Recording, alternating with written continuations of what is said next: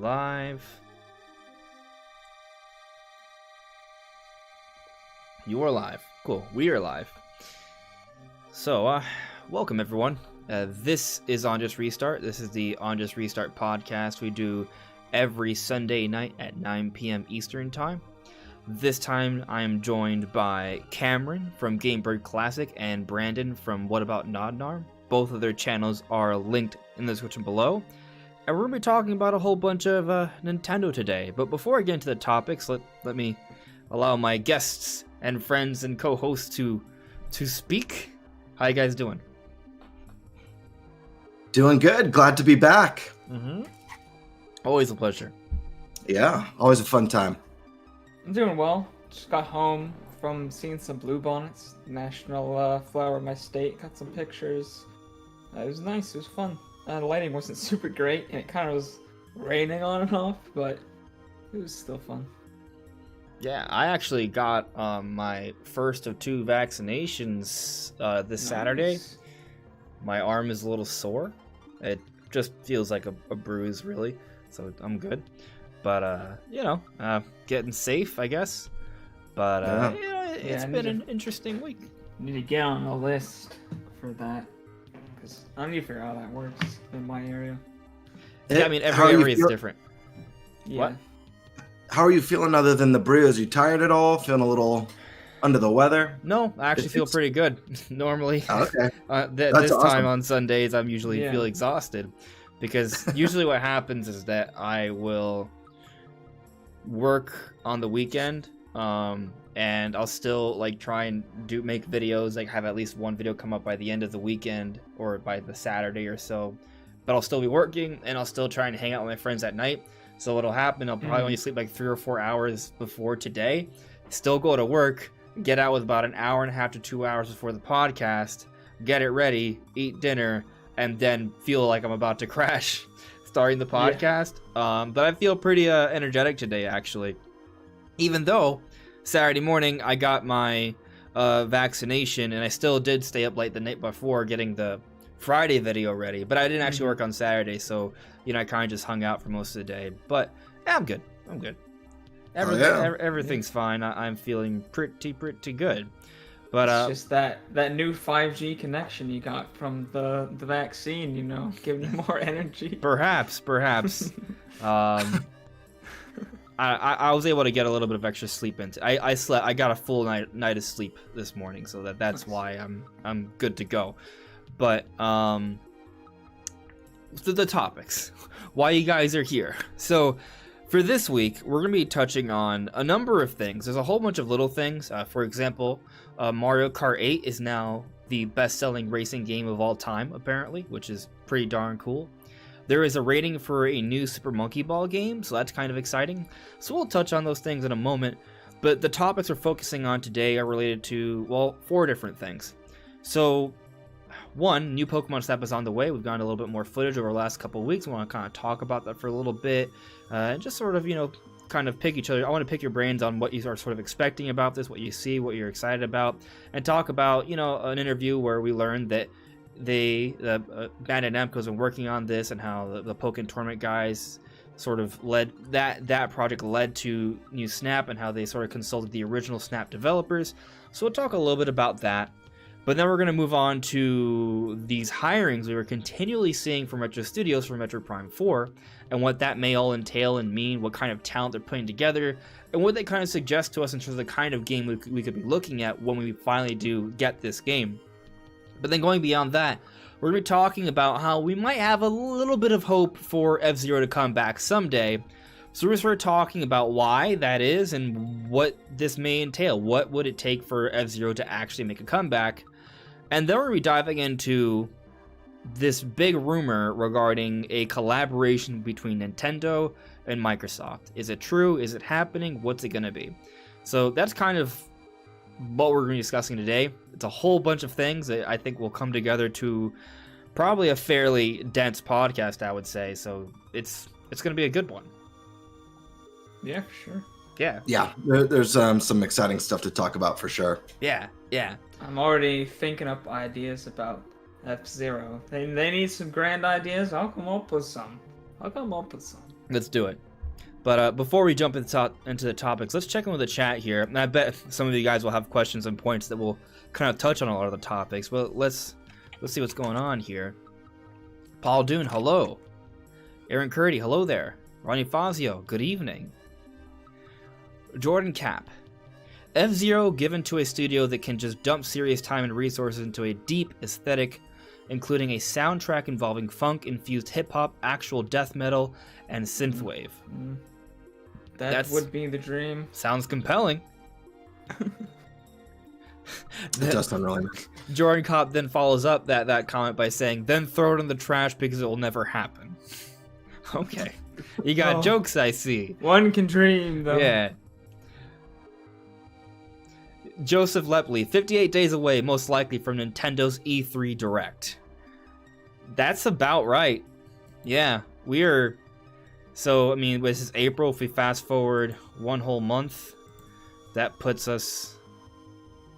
It's about 50 days. It's close, yeah. On the 16th of May, and then another month ahead. That puts us around less than 2 months away. Yeah, less than 2 months. Yeah, you're absolutely right there. We're getting there, guys. It really is not that far off, which is one of the reasons why I'm not actually expecting like a big Nintendo Direct before then, because we're less than 2 months away. Why should we get a Direct in between now and then get a major Direct? I mean, if it's like a Direct Mini or a partner showcase, it's possible. Maybe like a game-specific Direct potentially, or presentation. But anyway, we're getting there. The big show is coming. Nintenjosh, hello. Paint Fan Purple, how you doing? Super Chris, how you doing, buddy? Thank you for modding as always. Super Chris is saying we need more Super Monkey Ball. Yeah, I miss Super Monkey Ball. I love Monkey Ball on both the GameCube and the Wii. I did like Banana Blitz, which they did put out an HD remaster for on all the different systems, including the Switch. So if you want to check that out, you can. But a lot of people prefer the first two Monkey Ball games, and we haven't gotten those on modern platforms. But there is this, little tidbit of information here that's kind of interesting. So this title, Super Monkey Ball Banana Mania, has been rated on the Australian Classification Board.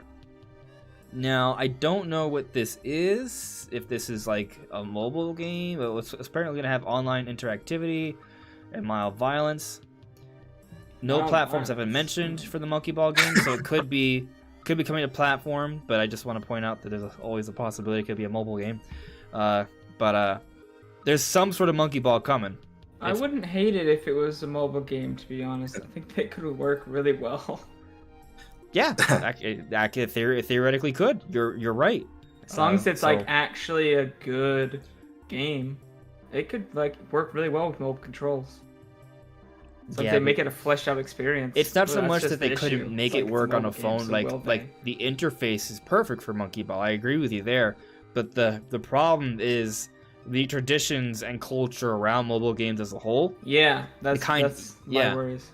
Yeah, like they could just be littered with a whole bunch of in-game purchases, and you may not really get that much of a game, maybe more cosmetics and aesthetics and all of that. I mean, I wouldn't mind spending a certain amount of money, like a flat fee, to get Monkey Ball. Like, that would be fine with me. Yeah. And I'm not even necessarily against in-game purchases either. It just kind of depends on how it's handled and that balance. I mean, there's it's a a good delicate way that balance. they could do it. They could just have just customization, like just pure, like those are the transactions. Just have customizations for your monkey. Like people would buy that stuff a lot. And then if you don't want to do it, just don't buy them. Just play the game with your normal standard plain old Monkey Man and have a good time. But if you want that custom spacesuit monkey or the monkey with the guitar or whatever, you buy the cosmetics. Yeah, well, I mean, I do hope we get... I think this does mean we are getting a Monkey Ball. It's just a question of what will it be, how good would it be. It also, it doesn't only have to be... They can make a mobile version and make a Switch version. True. Yeah, I feel like I always hope in these scenarios that if there is going to be a mobile Monkey Ball, that we get a console game first. I always hate it when like you're kind of waiting around for a series to make an appearance again, one that you haven't seen a new entry in for a while, and then they drop a mobile game. It's like, oh, well, that's great, but we've been wanting for. It would be like if there was a Metroid Prime game announced for cell phone. And it's like, that's great, but and we did F-Zero it for phones, guys. right. F-Zero for phones. You guys but are there gonna was give me no an aneurysm. but there was no confirmation of, let's say, an F-Zero for console. It's like, okay, well, that's great, but what about the console gamers that It'd have be been fine if they dying did it the for forever? same way that they did like those Pokemon mobile games, but they also were just on the Switch the same day. Yeah. That'd be fine with me. I hear what you're saying. So the thing about mobile games is that because they have such a wide reach, they are a grandiose opportunity to advertise a franchise. So in a way, it kind of makes sense to come out with the mobile game first because you get that name out there, you give it more exposure. Then once more people are aware of it and there's been some talk and word of mouth, then you show off this console version, which is like a bigger, more exciting version of that. Then with, that already, since it's already known, it can kind of help, right? Right. But, I mean, it depends. I think it can go either way. I'll tell you, though, on the note of a Metroid Prime mobile game, while I don't want that to happen at all, maybe years from now, after we get our Prime 4, we get our 2D Metroid, we get our Prime Trilogy, and they're already advertising Metroid Prime 5, and we have a trailer for that and all, and maybe they also announced the Metroid spin-off on top of all of that for the Switch or Switch 2. After all of that's been a thing and done, we've played and enjoyed it, then I'll be like, all right, you know what? If you advertise a mobile game because we're already getting a whole bunch of other Metroid stuff, I'm okay with it.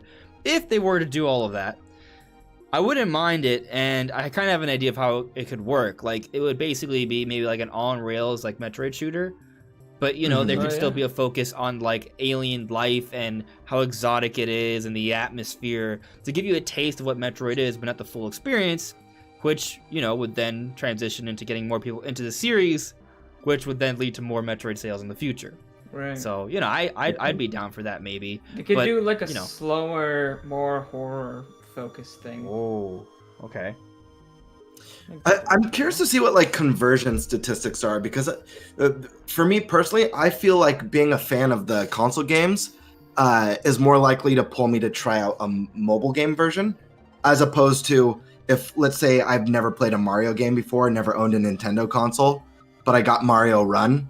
I don't know that would be enough for me to be like, I want to switch in Mario Odyssey because I like Mario Run. You know what I mean? Like, I'm curious if like the way I feel is opposite of the statistics. I feel like the mobile market would pull more from the console market than vice versa.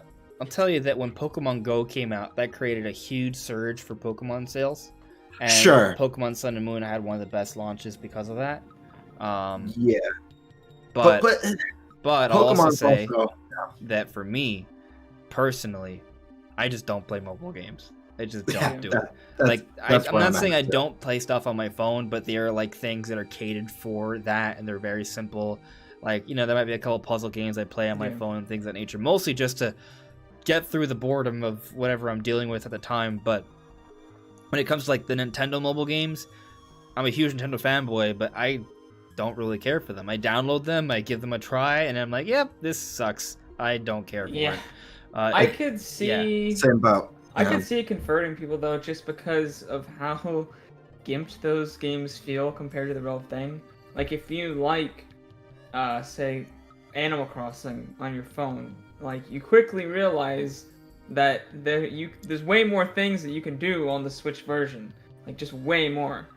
And you're just like, oh man, I kind of like this app, but this is other version, and to do all these things. What's interesting is that the Animal Crossing mobile game came out a while before Animal Crossing New Horizons, and Animal Crossing New Horizons is like absolutely the best-selling Animal Crossing game, one of the best-selling games of all time already. I'm not saying it's entirely because of the mobile game, but I wouldn't be surprised if it did get in more people to play it. So I guess my personal perspective is once I'm a fan of like the actual true experience on console games, going down just feels stupid to me. But for someone who games perhaps feel has only like- played the mobile game, they're like, oh, what's the full franchise like? They There's that feel like they're curiosity games there. on purpose in such a way to be like, oh, this is almost a good enough experience, but I don't. There's clearly a very much superior version. Like, I feel like they get it to where it's just close enough, but still not good, like that great. Mhm. Just so you're like, man, I like the concept, but man, I wish it was better. And you're like, oh, there is a better game on the Switch. Yeah, I mean, obviously everyone's different. Like, a lot of people aren't into console games, and they just are looking for a distraction. And mobile games are pretty much just it for them, and that's it. They're not going to buy a Switch. They're not going to buy an Xbox or what have you and play console games in that way. But you know, at least they're playing something that's from Nintendo, right? As opposed to nothing. Though. Say it again. Yeah. I think the Lite appeals to those type of gamers though a lot because it's so small. Like, Yeah. my brother bought a Lite and he's like, I don't really want to buy the full thing because I don't feel like playing it on my TV. I just want to play it when I'm doing stuff other places. I think it's also like Because- that, Yeah. Like he took it to he was playing it when we were at the park and stuff. I feel like too, like a big appeal of a lot of the cell phone games for people is how like drop in and out the experiences.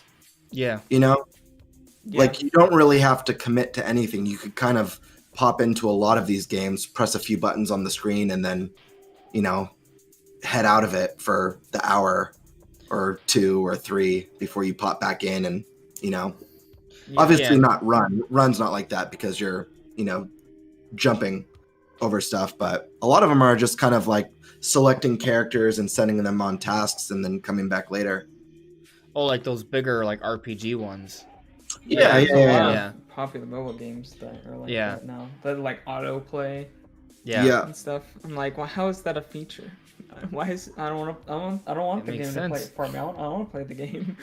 Yeah, well, I mean, there's different But then kinds of people games like for different that, kinds of so- people. Yeah, for sure. I don't like playing those kinds of games. I like having experiences. I do like playing portably on my Switch, but I prefer to play on TV because that's me trying to get the most out of the experience, trying to get immersed into that world because I care about immersive worlds or like Yeah.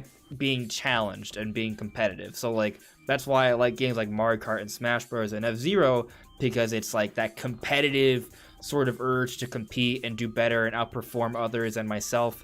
That's that aspect, right? But then there's the Zeldas and the Marios and the Metroids that get me immersed into these beautiful exotic worlds. So like there's like those two different kinds of experiences that Yeah. Nintendo tends to offer. That's what keeps me coming to them. Mine would be like Same here. immersive experiences and just fun ones because I'm not a huge competitive guy. Mhm. Like I just want to play something that's fun. So as long as it's like fun, even if it's not like super in depth, like I'll play that. Which there are some mobile games that honestly they do that for me. They're just fun. They're not really that much to them, but they're just fun to play. Yeah. And Well, it's but I'll also- get into them for like a couple of weeks and then drop them. But I kind of do that with big games as well. But it's a little bit longer. It's like a Nintendo game I'll get into for like maybe a month or 2 or 3 and then drop it. But It's also I'll just fun drop to. things. It's also nice to play a game and not have pop-ups or reminders every so often that like, hey, hope you're enjoying this, and if you want to enjoy it more, you could spend $5 and get this. Like, not to have like the kind of like interrupting your Yeah. gaming experience. It's already like frustrating. You see, there's a lot of big games like the Assassin's Creed series Yeah. that, you know, when you boot up the game, the whole startup menu is like kind of an online store Sure. that already feels kind of invasive. Yeah, I So, don't like the mobile that, games for me. I hate just I that don't like it like, when the UI oh, does hey, that. have you seen our special on this? Like, I don't just like the Call of that Duty stuff, UI yeah. either because it's the same way. It's just a bunch of stores and stuff. It's the and then opposite of you get immersion. bugs. Yes. Yeah, it It just keeps takes you me out of grounded it. in reality. And yeah, I get that. I don't like that either. It doesn't really let me focus on it, which is already tough because I struggle to focus on things in general. But on that note of focusing on things, let's get off this tangent, which is not related to any of the topics or any questions in the chat, and let's get back to the chat a little bit. I want to cover a couple other questions there or points, and then we'll jump into the topics here. So sorry if I don't get to everything because I'm gonna just prioritize the apps here. Giancarlo added me, why insist in a franchise that only sold 6.67 million units? That's interesting if that's the total number, because it has potential. That's pretty good. Well, he's talking about the whole franchise. I haven't double checked the numbers, Even but so, that doesn't sound wrong. It's still not bad. It's F-Zero. I was thinking about it. Someday I want to make a Xenoblade video. series has hit that number yet, to be honest. I think the original sold like under 1 million, so did X, and then 2 has sold only like 2 or 3 million. So I don't even think it's at maybe about like 5. I don't know. I think it's higher than that because there's Xenoblade 1, there's Xenoblade X, there's also Xenoblade 1 on the 3DS, there's Xenoblade Definitive Edition on the Switch, and there's Xenoblade 2, and then there's also Torna, but I guess you could just count that as a part of Xenoblade 2. So I have to double check the numbers, but either way, it's they're in the ballpark of each other. Is to your point, right? It is still a lot. Like that's millions of dollars right there. So I hear what you're saying, and the last time we got it at F-Zero was back in the early 2000s, and the standard for sales and how much money you made from that was very different then. Much lower. An F-Zero, a game that sold 10 million would have been mind-blowing back in the day. Yeah. If F-Zero were to come out today, it would perform really, really well. Absolutely. I mean, everything performs really, really well. A good quality franchise would perform really well. And I just want to say, this is obviously an opinion, but it's also a fact. F-Zero GX is the greatest game of all time. The greatest racing game of all time. So, like, I'm just saying, obviously, yes, it's an opinion, but F-Zero has such tremendous potential. A lot of Nintendo franchises have tremendous potential. Imagine a proper Star Fox game. Imagine a proper Kid Icarus game. Imagine a proper Earthbound game. These games would sell millions of copies if Nintendo pushed them the way they pushed Zelda and Mario. And maybe we'll see that in the future. Right now, Nintendo is pushing Metroid the same way they're pushing Zelda. And when we finally get that, it's going to be a big deal. It's very exciting to me because it doesn't just mean we're going to get one amazing Metroid game. It means that when Prime 4 inevitably succeeds, it's going to create a large fan base that will buy more, in my opinion. Yeah, I feel like if you ask that question, why should they make it because it's not this massive seller, you have to ask yourself, why should they make Metroid Prime 4 when Metroid has generally not been a massive seller for them? It's more niche. It's very critically loved and has a really strong cult following, but it's in no means this massive million seller for them. And the same with Pikmin. You know, they brought over Pikmin 3 to the Switch, and that game sold so well for a series that's kind of, you know, struggled to hit those good sales marks. And because of the power of the Switch and the popularity of the Switch, like, I feel like if there is any time to bring back some dormant series and just see how the audience reacts to it, now's the time. The Switch is the console to kind of try some of that stuff. I would love to see how well F-Zero or a Star Fox, and a Star Fox that's not kind of a Star Fox 64 remake, something kind of more original that kind of shakes things up a bit. I'd love to see how those sell on Switch. And you know what, Cameron? I feel like you're making a great argument against the existence of Mario Kart 9. because it's not that I don't want Mario Kart 9. I'm not saying you don't want Mario Kart 9. Or it's just that it almost makes more sense for Nintendo to focus on not sequels for all of their franchises, but perhaps rely on some of that evergreen status they got going on for some of their games and transition to making other games to push other franchises so those can become successful. So, for example, we have this credible rumor, that the Mario Odyssey team is working on Donkey Kong. Now, that may seem like a head-scratcher, but imagine this. They push this new Donkey Kong game. It's incredibly successful. What happens? You now have another franchise that Nintendo knows they can put out there that will sell millions. Since they already have Mario Odyssey out there and it's continually selling really well, it's not like they need to put out a Mario Odyssey 2 to get that additional software sales. Yes, they may potentially lose out on some sales by doing a Donkey Kong game instead for the time being, but that investment is that you have an opportunity now to establish a much larger audience for the Donkey Kong series, and then you could have 2 series that the Mario Odyssey team can work on, Mario Odyssey and Donkey Kong, and they both could be huge million-plus sellers moving forward. Same applies for Metroid Prime. Now that Retro Studios is continually building talent, we could get consistent Metroids moving forward. Which brings you to what the Mario Kart ARMS team is working on. It could very well be Mario Kart 9. Maybe Nintendo decided that we need a proper Mario Kart on the Switch because Mario Kart 8 Deluxe was from the Wii U. And that's totally possible. The Mario Kart 8, just as we just mentioned at the beginning of the podcast, is now the best-selling racing game of all time. It is still selling really well. It's the best-selling game on Switch currently. It may change because Animal Crossing's right behind it. But yeah, it's up there. It's 30+ million. It's still selling really well. They don't need another Mario Kart. But what if they were to develop something else? What if they were to bring back Wave Racing or F-Zero or Excite, the Excite series? Like bring back another multiplayer racer. Like hypothetically, let's say it is F-Zero. What would happen? What if this F-Zero game sells like 3-4 million? Maybe that's a little bit too high. Maybe it'll be more like 1 million or 2 million. But that's still a lot. That's still another franchise that Nintendo will be like, oh, we have this other series that we know could sell a few million if we were to put out another one. And then they still have the evergreen status of Mario Kart 8 Deluxe, and they now can move into the next generation. They'd be like, oh, we can make a Mario Kart, we can make an ARMS, we can make an F-Zero. Like, it's just another franchise they can rely on to sell more if they succeed with the Switch. So I just feel like, there is that consideration by Nintendo that maybe they should invest in more new IPs and franchises. And actually, there was an interview with Shuntaro Furukawa, or a Q&A, where he said that, Nintendo is looking into incorporating new ideas and new IPs because by creating other series, that's more opportunity. So, we'll see what they do. But, yeah. One other thing I want to add, too, is a game like F-Zero, if they built a new one for the Switch, that's not like this huge financial risk of a game, a budget on a game like that would be nowhere near the budget of, let's say, a AAA PlayStation 5 game where if they don't sell at least 7-8 million copies, it's considered a failure.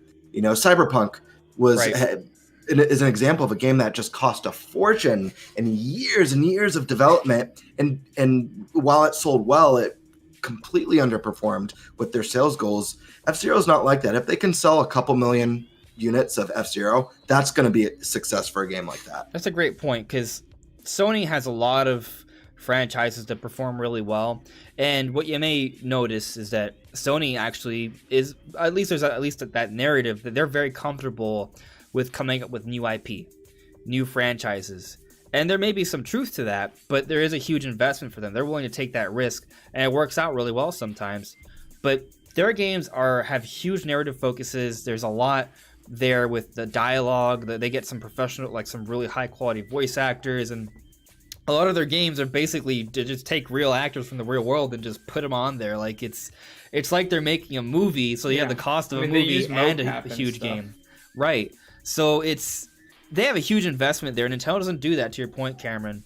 But, they still do new IPs. And I guess when you think about Nintendo bringing back old franchises, that's the same deal. It's if anything, it's a safer bet than creating a new IP, because at least you already know you have somewhat of an established fan base already.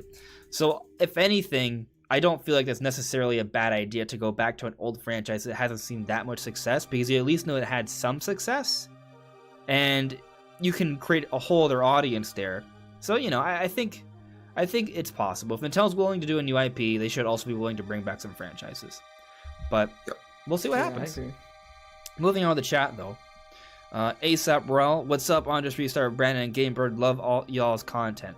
Thank you very much, man. I actually, ASAP Rel is a patron. Thank you very much for being a patron. I really appreciate it.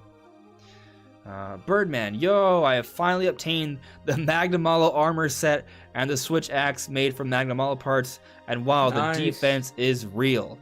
I have not gotten a full Magnamalo set yet. I'm actually waiting for a couple people to get back to hunting. I'm at HR6 right now, but it's a real good game. Moving on to the chat here, though, let's see. Giancarlo. Do you think 2D Donkey Kong made the Super Mario Odyssey team appear at E3? Do I think that they will appear at E3 because of it? Oh. Okay.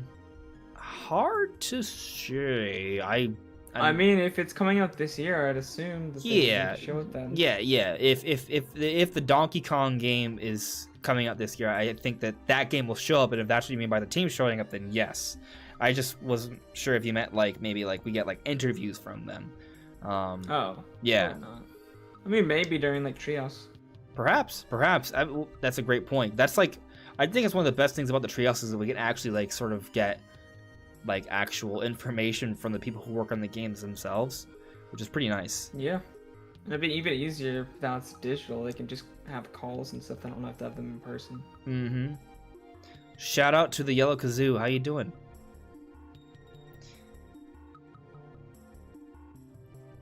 Javi Sario. I'm hungry for a Monosoft game. Hopes on E3. I think that they are right around the corner with a game. If we don't see it this year, we are definitely seeing it next year. That's my opinion. Yeah. Yep. Yeah.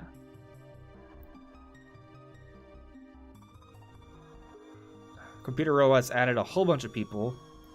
Would you want another 2-character swap like Pyramithra in future DLC? Depends on who it is. I think if it works for the character, then yeah. Yeah. I mean, I just kind of like whatever that is. Cool. I don't really need something. As long as it's not like a Fortnite character, please. Oh god. Giancarlo added me. Did Nintendo say they were working on a mobile Zelda game? I have heard that, so maybe that happens at some point. I mean, they were supposed to be working on one ever since they started the deal. There was like talks that they were trying to figure out how to make Zelda work. Yeah, so, I have a feeling that might not be a thing anymore because they were talking about it, but if I remember correctly, obviously we're getting the Pikmin mobile game. Yeah, but I feel like I remember reading something that they were planning on scaling back their mobile game development a little bit. They just weren't seeing the success that investors were expecting, and I feel like some of the mobile game practices are things that make Nintendo as a company a little bit uncomfortable. Some of the nickel and diming that you get. I think you're right. There was an article or report that came out that said Nintendo was kind of moving away from it. I want to go back to that at some point and kind of like analyze that because I do wonder were they saying they were completely done or like just moving away? Because exactly to your point, we just got the Pikmin announcement. I think they'll make games that they feel like they can monetize in a way that they feel comfortable with. Like if they have another idea like Fire Emblem, because that worked really well for them. Yeah. Then they'll probably do that. But I think they're gonna stray away from doing things where they feel like they want to sell it as a full product, like Mario Run. They're probably not gonna do that again because it didn't really work. Yeah. I mean, and they're partnering with Niantic again here, right? It worked out really well with Pokemon Go, so maybe they're hoping they'll have some level of success with Pikmin, which could go over really well for the franchise and boost that franchise. So we'll see with that one, which is actually another example of Nintendo bringing back an old franchise that hasn't seen that much success, and they're trying to make it work. So we'll see. Yeah. Tayrule, what is a Nodnarb? It is a Brandon. It is me. Yeah. It is I. All right. I know there's. Let me see. I'm just gonna kind of speed through some of the last things here. I think iSonic was asking, how do you feel about the Sony drama? I don't even know what Sony drama there is. Is it poor sales? I'm not sure. I think there was an issue where Sony said they wanted to focus on making AAA narrative experiences, like big games like Ghost of Tsushima, The Last of Us and stuff. Yeah, I mean the same thing that they've been doing, and they said they wanted to shy away from their studios doing smaller projects. Oh. But I feel like people are like, oh, this means we're never going to get anything creative. I'm like, what do you mean? They're literally making Ratchet & Clank right now. Like a platforming shooter that's like ridiculously creative every entry. So well, I don't know what you're talking about. Most of their franchises are... I mean, most people who play the Sony games, it's you got your God of Wars, your Uncharted, your Last of Us. Like that is what people like what makes Sony like them for. Cool, yeah, that's what I like Sony for. Also, they do get a lot of deals with third-party companies that get some pretty big games on those platforms. So, I'm not too concerned about that. And to your point, Brandon, Ratchet and Clank does look really good. It looks really good. Yeah. Birdman, maybe they are waiting for a release for F-Zero on a Nintendo system that has 4K graphics, just like Pikmin. You said 3, but I think you maybe mean 4. Could be. F-Zero 4K would look pretty impressive, but I also wonder if it has anything to do with analog triggers, perhaps. Maybe. Knucklehead, Nintendo's obviously about to drop a new space station, Silicon Valley. What if? All right, let's jump into the topics. We are about 40 minutes into the podcast, and we haven't actually done the topics yet, but we've touched on them. Yeah, we've touched. So let's talk about this F-Zero one first, because that seems to be on the minds of a lot of us in the chat already. So basically, what happened was, where is it? Basically, an old Nintendo designer said that F-Zero would be hard to bring back, but it's not dead. It's really just dependent upon there being a strong enough idea to bring back the series. So, with that in mind, what would it take for F-Zero to come back? Is it really just a compelling idea? Is it circumstances? What do you guys think? I think the notion that F-Zero even needs a grand idea to come back is ridiculous. I mean, you don't need to make something ridiculously fancy. Just make normal F-Zero game like you used to make, like GX, and then make it work online, and then boom, F-Zero, you good. Like, add like a gimmick or two or something, and then boom, a new game. Now, I think they could do things that could make it crazy, but I feel like if you're gonna just revive a franchise just to see if it's gonna sell, just do something basic like that. Just make, hell, you could even just port F-Zero GX. Just do a remake of F-Zero GX with a new engine, and then make it work online. People would buy that. I don't even need a remake. I want a remaster. Put that thing in 1080p, give it online, and call it a day. Like, that's it.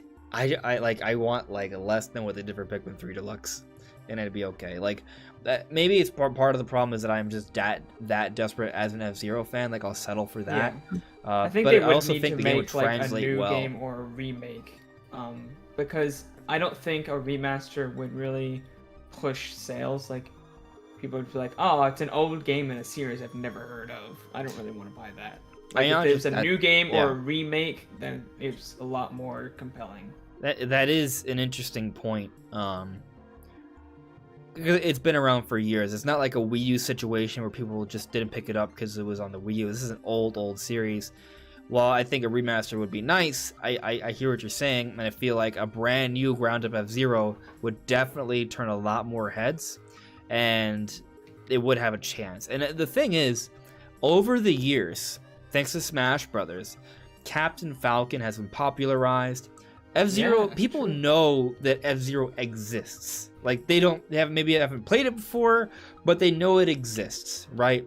So when an F-Zero is finally announced, it's gonna turn heads. People are gonna be like, "Oh my god, an F-Zero's coming. Wait, that dude that punches with fire and a falcon, he's in this game? Like, it's a racing game? What? And it's futuristic and it's super fast and it's super intense with all this crazy metal and electronic music, and it just looks amazing."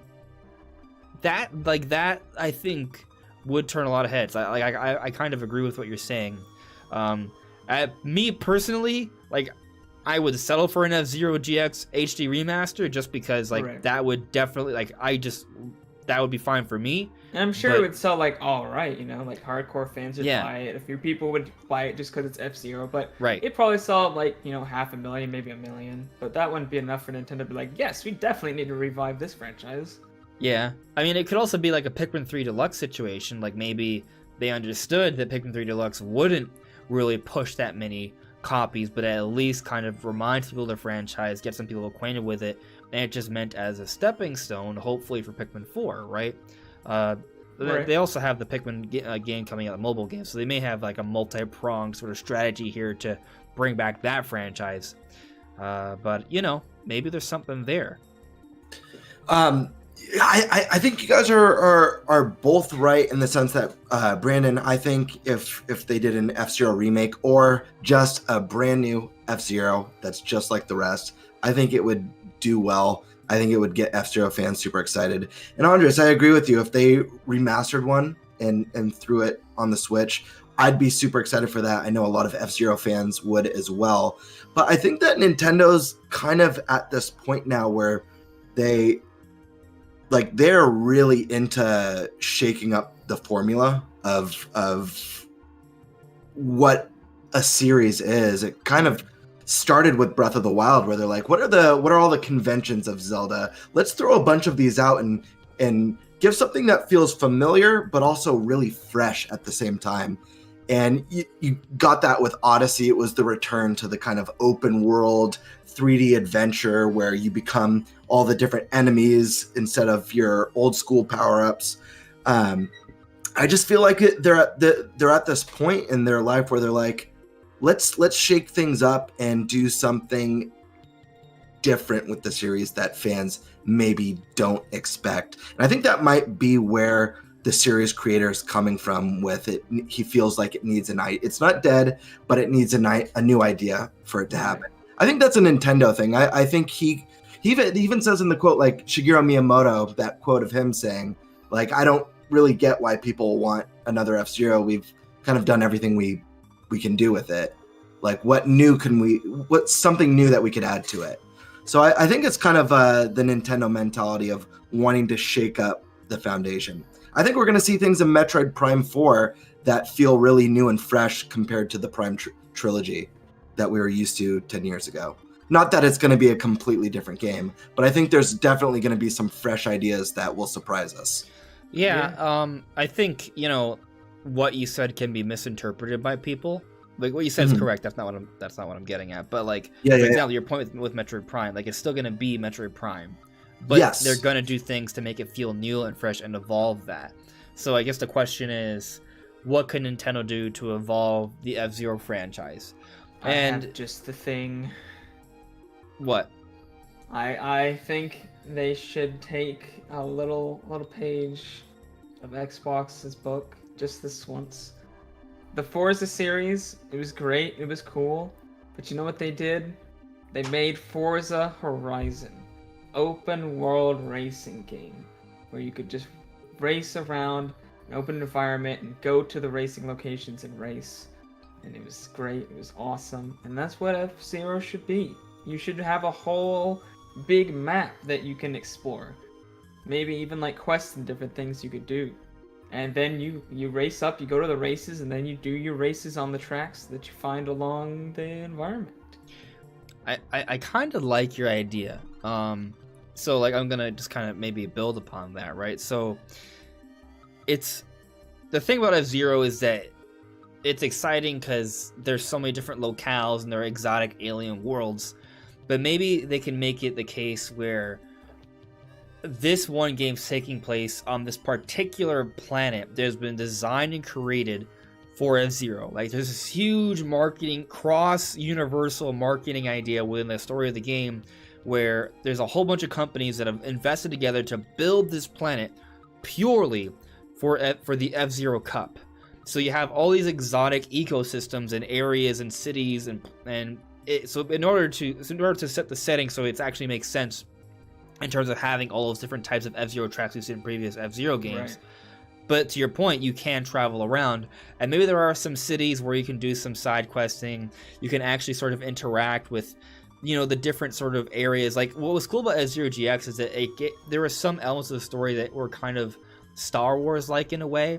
Like, there is that one scene where Captain Falcon's in a bar, and he kind of, he signs up for this one, like, side cup, and it's like a pseudo Star Wars like vibe because you have some of those space bars in Star Wars, right? So imagine having some space bars, things like that, or like there are like those side cups and things like that. And then there's technically Captain Falcon's a bounty hunter. What if there are bounties he can sign up for and things of that nature? Maybe they aren't necessarily to murder people, but basically he signs up for jobs to do. That's what I want. Yeah. That's what I want. I think it's so cool that we have this awesome bounty hunter in the Nintendo universe, but we've never really fully explored, at least as far as gameplay, the fact that he's a bounty hunter. I think there could be something cool there with what you said, like, you know, picking up the bounties and stuff. And this might sound crazy. But I might even, if this idea were to be done, like we still get the time trials, we still get the Grand Prix, we still get that intense competitive racing that we got from GX, but you have this open world sort of thing that you can kind of explore like we sort of described. But in order to accomplish that, they have to forego something. And what they forego is multiplayer. Now, I know that might sound crazy for a racing game, but this is Nintendo we're talking about, right? And here's the interesting thing. I think it might be one of the reasons why we haven't seen an F-Zero yet, and Nintendo hasn't actually said it yet. F-Zero is 30 racers. It's not just racing like Mario Kart. This is super, super high speeds. There's supposed to be a whole bunch of particle effects, and there's these crazy tracks with loops and turns all over the place. And, you know, it's like, they're 3D maps, right? It's not just like, oh, go from point A to B with a few turns. It's like you know, there's loops and turns, and they go over and under each other. Like it's kind of like a complicated thing. And there's 30 racers, and they can attack each other, break vehicles down, explode. Imagine doing that in HD at 60 frames per second online on Nintendo sort of online setup. It might not work really well. So maybe Nintendo hasn't really had the hardware or the online setup to fully realize this idea. Because if you were to bring F-Zero GX or a spiritual successor to that, not as a spiritual successor, an actual successor, the expectation would be to have multiplayer with online and 30 racers. You don't do that, it's going to feel like a gimped experience of F-Zero, and it's just not going to be right. So maybe Nintendo just hasn't had the online infrastructure to actually do that yet. Maybe that's one of the reasons why it hasn't happened. I wonder if they could do online similar to the way it works in Forza Horizon, where you actually just have like your friends come into your instance, into your world, so you can run around and race with them, and you can join up with races and do that. But it's a much smaller amount of people than maybe you can still have the computers in there. Like maybe it's just four player multiplayer, and all the other racers are computers. That way you can still have that F-Zero experience. That would work, I think. I'm not an expert on how all this would come together, but having 4 players playing together online is certainly more feasible than 30. Yeah. Man, but imagine if we could get Mario 30. Kart only has to deal with 12. Imagine if we could get 30 and it actually work right. Like how maybe next generation. Maybe on their new infrastructure they can. I don't know. Well, how do they handle voice chat with 30 racers online? They probably just wouldn't allow it. You only do it with people in your party or what have you. That would be cool. Or what if it's a situation like, here's an idea, and again, I don't know if this is possible on Nintendo's current setup, but imagine an F-Zero game where it is 30 players online, and you can hear each other through voice chat, but only when you're in proximity to them, like when you attack them. What? Say that again. Proximity chat. Yeah, proximity chat. Exactly. They do that in other games. New fancy thing people are real hyped about lately. Yeah. Phasmophobia. Yeah, that works. That would be cool. Because, like, imagine, like, all right, I'm going to take you out. You destroy someone. You hear them, like, cursing in some sort of foreign language as they careen off the stage and explode. And then next round, they get you. Like, they target you. That'd be fun. I had an idea for, like, the bounty side of things. I think it'd be cool if your ship was actually equipped with like weapons that you could use in the overworld. So you have bounties, you actually have to go like take out other people, but they have weapons on their vehicles as well. And then just for the races, so it's more balanced, they're just, though you can only use the weapons if you pick up ammo on the track or something. There's possibilities. I wouldn't want it to feel like what's that? It's not really a racing game, it's like a combat party game with cars from Twisted Metal. Twisted Metal, thank you. I wouldn't want it to start to feel like that, because yes, F-Zero has like combat mechanics, but I feel like too much combat mechanics would take away from the racing aspect of it. Like, I do want the combat mechanics, I just, I think there's a balance. I think the balance still needs to skew towards high-speed racing. Yeah. I think they should have a multiplayer mode, by the way, where it's like just races, like just the track. They can just have it just load the track itself, Maybe our and idea then where just it's be still able to do different rules, like just turn off weapons and things like that. sure. Maybe they can do that. And maybe what it is, it's just 4 players, and the rest are comms. Yeah. Or 8 or 12, because they can get more than 4. I mean, even Mario Kart does 12. Right, but there's also still all those computers too. Like there's still a lot being done with that. Right, there'd still be Yeah. computers, but I'm saying like more than just. If you can do more, then do more. I'm okay with that. It's just I understand it's a lot. And even if we go back to like old F-Zero games, it wasn't like there was any way to play 30 players multiplayer that way. You would just do 4. So it's not like we've ever had an F-Zero game where you could do a whole bunch of like that, but that is kind of like, maybe the expectation now, like, oh, there's 30 racers, why can't we all play together? Like you have games like Fortnite where it's can be 100 players in a map technically, and it's an open world map. Yeah. So standards have changed, expectations have changed. Not saying that F-Zero has to do exactly that, but there are challenges that Nintendo would have to sort of address depending on what direction they go. Yeah. I definitely don't think they want to skimp out on the multiplayer aspect. I think that will definitely be a big part of what makes F-Zero great and have a lasting appeal for players. I also think it's just a good way to keep people who just want the series to be more just racing. They don't want to play the campaign where they have to run around and do bounties and go explore an open world. They just want to do the races. I think the multiplayer, if it's just the racetracks taken out of the context of the world, just the racetracks, I think that'd be a good mode for people like purists who just want to play the tracks. Yeah, I think the campaign is the area where it would be better suited to explore new ideas. Yeah. I mean, it could be something as simple as like racing is still the main focus, obviously, in the campaign. Maybe it is a little bit more of this open world kind of Forza Horizon experience.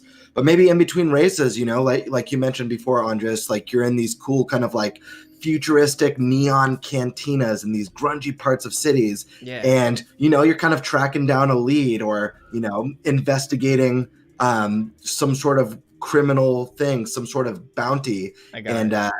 You're having these encounters with, these sketchy people in this strange sci-fi city. There could be some really cool story elements and gameplay elements that don't take away from the core experience, but just lend to it. So maybe it wouldn't be open world though. Maybe a better example would be kind of like how they handled Fire Emblem Three Houses. There's a hub area. So instead of it being the monastery, right, this hub area is like a space city. That there are a few cantinas and bars, there are some more regal looking areas, there are some courtyards and back alleys, a mixture of all of that. It's like it's an open area, but it's not a giant open world, right? And you have your own area where you can go into your house or garage or what have you and customize your car and meet other people and do tasks within the city, but it's not a giant open world is my point. But ultimately, it's just like a little hub area that connects to doing different side quests and tasks that build up, your stats and vehicle parts and things you can do and creating connections with other characters that maybe you can also unlock so you can play with them. And you still have like your online multiplayer and local multiplayer options as well, and still have the standard Grand Prix.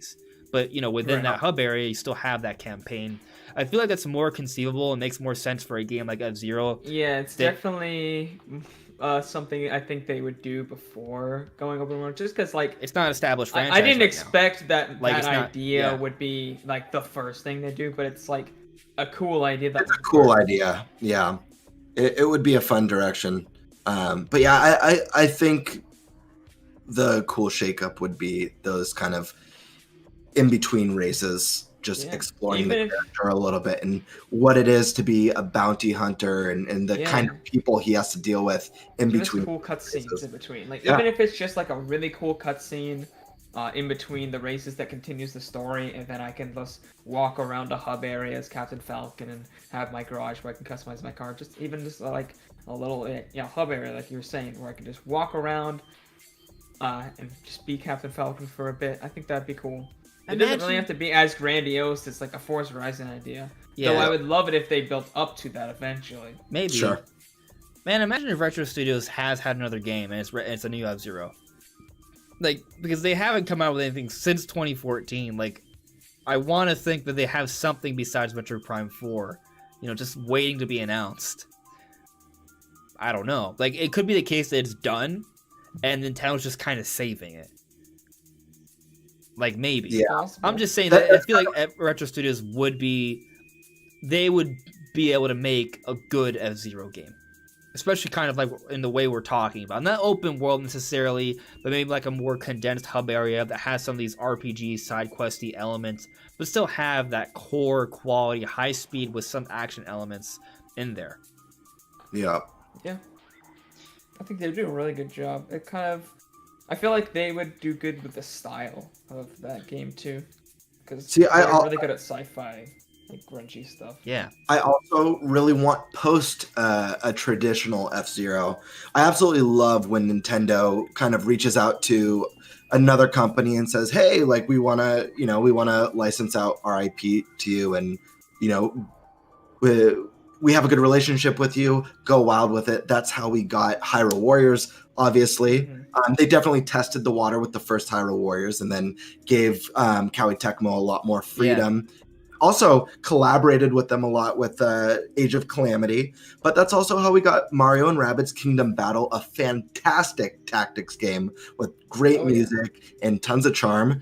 If we got this is kind of just like a dream proposal, but if we got a solid F-Zero at some point, I'd love to see them reach out to a company like Retro or like Rocksteady or something and do one that's strictly a bounty hunting game with him, with a combat system similar to the Arkham games, where you're just kind of doing these bounty hunts and taking down criminals, and have like fun boss fights in it and maybe some races in it. So you're talking about a spin-off after the return of F-Zero. Yeah. They need a core F-Zero first before they do anything like that. Yeah, I think Platinum actually could do a good job. They could make like a third-person F-Zero action game. Definitely, they have a lot of spunge to them. The reason why I think it would be really cool is because Captain Falcon has exploded as a character just because of Smash Brothers, and it's one of those things. You look at all the different things Mario's gotten to do, all the things that we now have Link in Mario Kart, and he's had his crossbow training, and he's been in Hyrule Warriors. He's had his own Musou game. They've got more characters that would fit in some unique kind of spin-offs. Just kind of following your idea a little bit, like I would love to have a spin-off. Like, it's just kind of like you look at the ARMS Smash reveal, and Captain Falcon's is a big character in there, and he's just having some ramen. But it's really funny. Like, imagine like what if there's a history of Sakurai doing this with some of the Smash reveals. Not all of them are like that, but a couple of them are, where it is used to tease something that's in the works. Like, what if that's him teasing Captain Falcon exploring towns and cantinas and bars and restaurants? That's kind of part of some game, where he does side quests, but it's all like, kind of ancillary to the racing portion of the game. Yeah, I would like that, or eventually a spin-off, because Captain Falcon, he has this whole story, like something that does take advantage of that. I think would be really cool. But I do want to kind of move on, unless you have some final thoughts on this concept, or whatever concept it would take to bring back F-Zero. I'm just thrilled to hear from the creator himself that it's definitely not a dead thing. And I think F-Zero is a series that still has a lot of potential. And I think Captain Falcon he's just such a cool character. He's funny, he's cool, and I just want to see more of that universe at some capacity. The universe is leaning huge. To his character a lot. Yeah. They haven't really explored his character much in the actual games. They should really lean heavy into that. In F-Zero GX, each character has like this whole like description of their life and what they do. Like, there's a lot of material there where they could really build this out, which is why I really liked your idea, Brandon, about having like this whole world. But even if they have to, for something that makes more sense, maybe it is kind of scaled down more along the lines of what Three Houses is, but you still have like a hub area that you can explore that's like a city, and you can still interact with all these characters and see like a more better realized world of F-Zero beyond just the racetracks. Like there's some serious potential there. And like you mentioned, Cameron, like just all what they've done with Captain Falcon over the years of Smash Brothers, like there's this character that people like, there's something behind him, there's a personality, there's an allure, a mystique even. To see him in his own game and to see a lot of that explored beyond just like straight up racing would be really cool. Maybe that is what the angle that Nintendo would be like, hey, this is what we can do to bring back F-Zero. It's one of a few options. I would definitely be for it. Yep. But, you know, we still got other things to talk about, so I am going to move on here. I do see the chat did have mention some things related to F-Zero. Matt McDonald Media, what about that game that was basically an F-Zero ripoff that launched with the Switch? Fast RMX? Oh, I would not call that a F-Zero ripoff. I would call that a game that is a futuristic racer. There are multiple futuristic racers, but there's not really any that really fit like F-Zero. Like, it's not the same. Most futuristic racers feel very like weighted and drifty and kind of slow. Like F-Zero, it's way faster than most of those, and like you take super sharp turns, and there's like a lot of like very rock and heavy metal kind of music, and there's these giant tubes you run through, and you fly and glide. Like there's all of that, and then there's the character aspect, which we've sort of been touching on here with Captain Falcon and all the other side characters that have a lot of personality. There's a lot of lore there. There's a lot of story there. Like it's different. It's kind of like comparing like Oceanhorn to Zelda. Like, yeah. Oceanhorn is like a Zelda ripoff, I guess you could sort of say, but it isn't, because there's not lore. There's so much more to it than that. Yep. But moving on here, let's see. Guy you don't know, Samus is also supposed to be a bounty hunter, but we pretty much never see that explored in the Metroid series. I feel like he's on the Metroids. I do think it's more explored in that, because it is kind of like, oh, she's put on these missions, she's given objectives to go out and accomplish. She just takes jobs from the Federation force as opposed to like from third-party companies that have like, you know, dark like plans to like get drugs, or you know, like imagine she took a job from the Space Pirates. Like that would be crazy. Geez, that'd be crazy. That would you know, imagine like, if there actually is a time where the Space Pirates there and Samus's agendas kind of just hook up, and they're just like, yeah, I guess our needs align, so we'll work together this one time. Yeah, it would be interesting if they made Samus morally gray, where it's like that more traditional bounty hunter. Like, if it pays, you know, if the job is worth the price. That'd be super interesting, but there's some. I think there's like some serious potential there. I think they might go with a route of just like the Federation's doing something Samus doesn't like. Right. I mean, that's already sort of explored to an extent with Metroid Fusion. Like, we don't know what happens after that. Like, what if when they eventually do like continue the story, they do explore this idea of Samus taking jobs from other organizations that are not the Federation force. And then we do see maybe that some of those morally gray decisions or actions. Yeah. Actually, it has been touched on a little bit. Like, for example, I think, which game is it? Well, I know in Metroid 2, there's a Metroid that you save, right? Like your job is to eradicate all the Metroids, and you choose not to kill that one. So Samus technically kind of like ignores her mission in that one, right? Like she makes a decision not to do it, which does give me vibes of Mandalorian. By the way, I finally started the series and I saw the first episode. Yeah, Mandalorian's cool. Yeah. Oh, cool. Yeah. Oh, dude, season 2 is fantastic. Yeah, all of it's fantastic.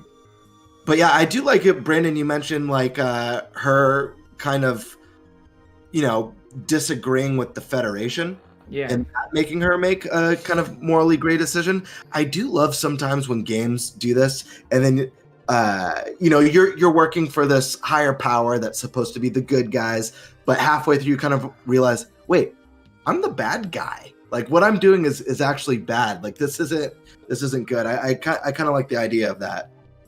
Like realizing like, oh shoot, like the Federation kind of used me to do something that against my values as a, well, I don't know what Samus's values are, but you know what I mean. Right. Which is interesting because for Metroid Prime 4, we know that Sylux is going to play a role in that story, and Sylux is probably more of that gray area bounty hunter. Because Sylux doesn't necessarily work for the Federation. Actually, Sylux has a vendetta against the Federation, but that doesn't necessarily mean he's evil, right? So maybe they will explore some more of the ideas we're discussing right now in Prime 4. It may not be Samus necessarily, but maybe Samus will come to a decision. Maybe at first, Sylux sort of seems like the villain, but as you explore and go throughout the game, maybe they're like, wait, hold on a second.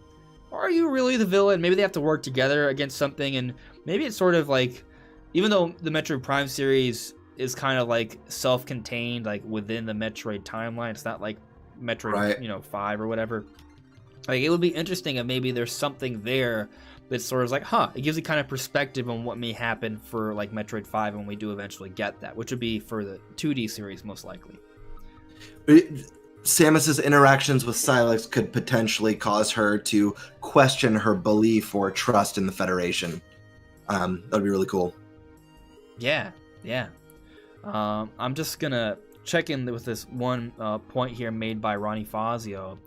Sega's Ryu Gotoku Studios would be perfect for a more quest-driven Captain Falcon game. The Yakuza games are filled with crazy side quests like that. Yeah. That is a very, very interesting point, Ronnie. And on that note, Sega was behind F-Zero GX. That was a collaboration they had with Nintendo. So they might need like two different kind of teams to kind of work on it. Like one to kind of work on the side stuff, like to what you're saying, kind of like what we see in the Yakuza games. We also need like that fast-paced arcade racing as well.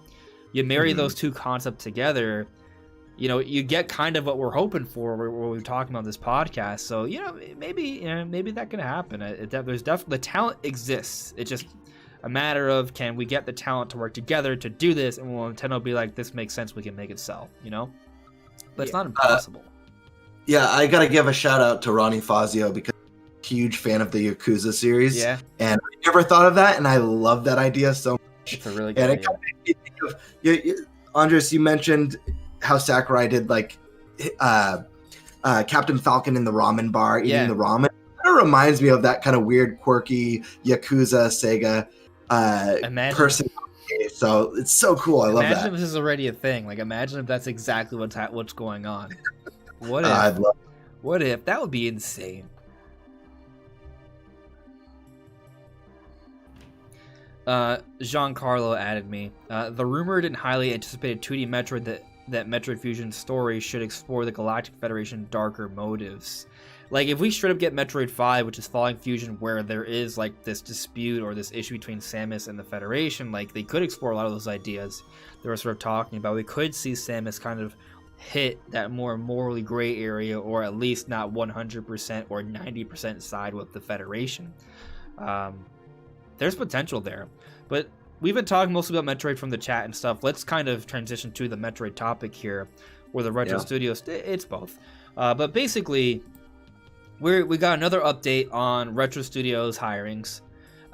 This latest one is someone who worked with DreamWorks Animation and the lighting, which is imagine like we're getting the kind of talent we're working at Metroid Prime 4 that is the kind of talent that works in the lighting for DreamWorks. Like, that's just insane. Like, that's some pretty impressive stuff there. They have just an insane group of folks over at that studio. They have stuff from just so many good studios. I think people who used to work on like Uncharted are working on there. There's like all kinds of different studios. Some people from Sony, some people from Microsoft, some people from all over.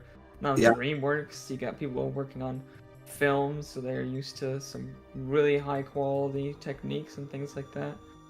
It's funny because I feel like every time there's this, posting about in need of an important job at Retro Studios for this game, you'll see a lot of people online kind of like panicking, like, oh God, is this game in development hell? Like, what's going on? Why are they hiring for this position now? And I've been watching all this unfold and be like, they've got like a dream team. This is awesome. They're expanding the studio. They're hiring all these talented industry people, whether it's environmental designers or, you know, the lighting people from people Dream. who work on the online for Call of Duty, right? Or like I think there was a level designer from the newest God of War, which is a and gorgeous game. They've gotten some Naughty Dog talent as well. Yeah, people were charity. That's what I was talking about earlier. Yeah, just all people with exceptional artistry talent, and they know how to use all of these effects to their best. And yeah, I think it's also going to be a big thing moving forward for the studio as more, you know, as Nintendo's hardware gets better. Maybe next generation they have ray tracing support on the Switch. You know, NVIDIA is kind of pioneering that, so it's not impossible. Those types of artists know already how to use ray tracing things because they worked on movies, which uses those same techniques. So they already got a head start on how to do all this different, like, advanced stuff that the Switch is actually starting to be able to do, or at least simulate. Yeah, just to clarify on the recent hiring, as I know some people are talking about in the chat, the animator is Chad Orr, who has worked with several companies, including DreamWorks. They've worked with Disney, they worked with Sony Pictures, Sony Santa Monica. Like, they have a very good resume. So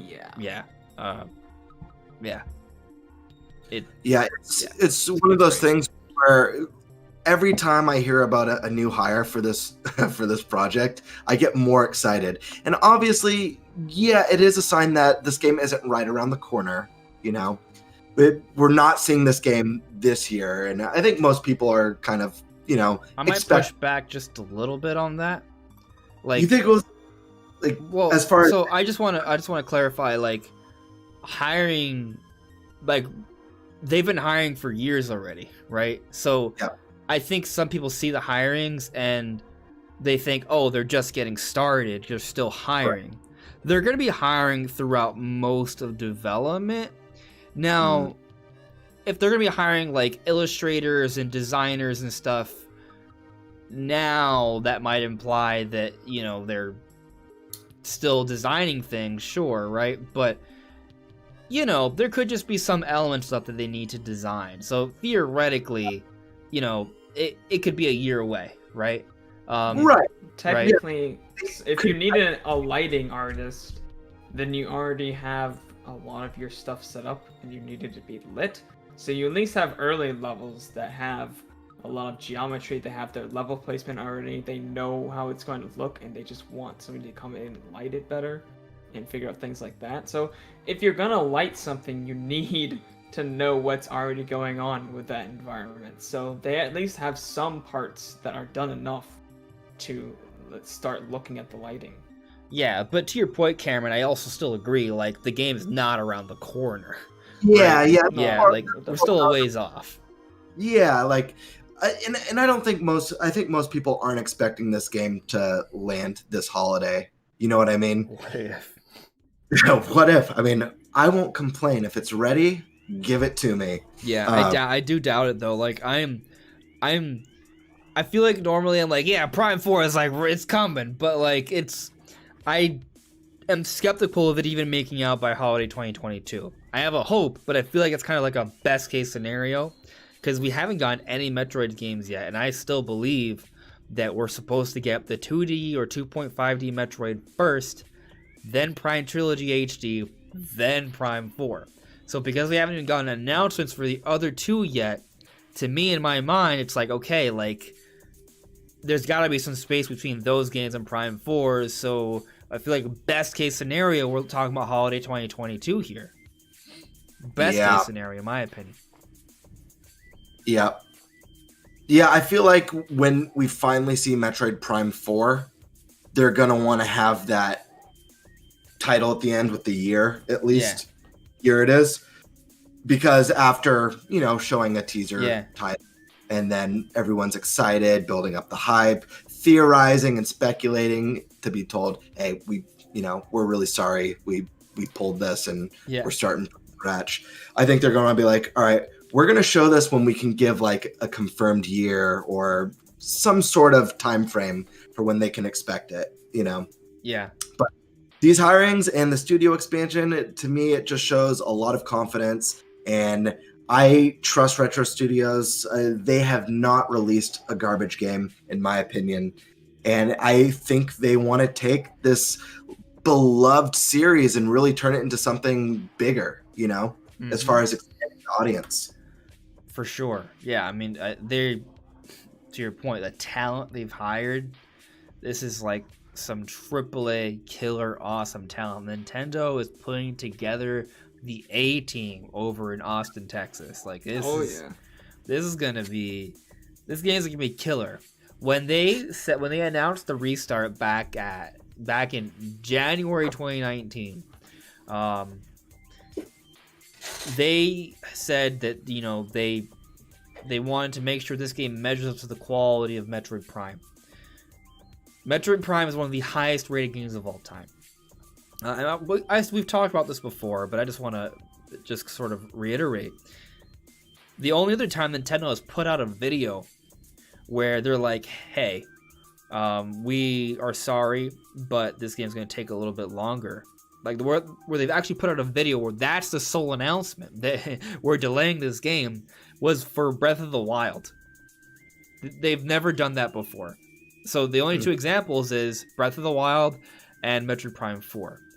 To me, that's entirely and wholly suggestive that Nintendo is like, okay, we are announcing to the world that we're delaying something, but it's because we know we have something seriously incredible in the works here. And we want to make it very clear to people that we are prioritizing quality. So that's the kind of game I think we're talking about here. I think we're talking about Space Zelda.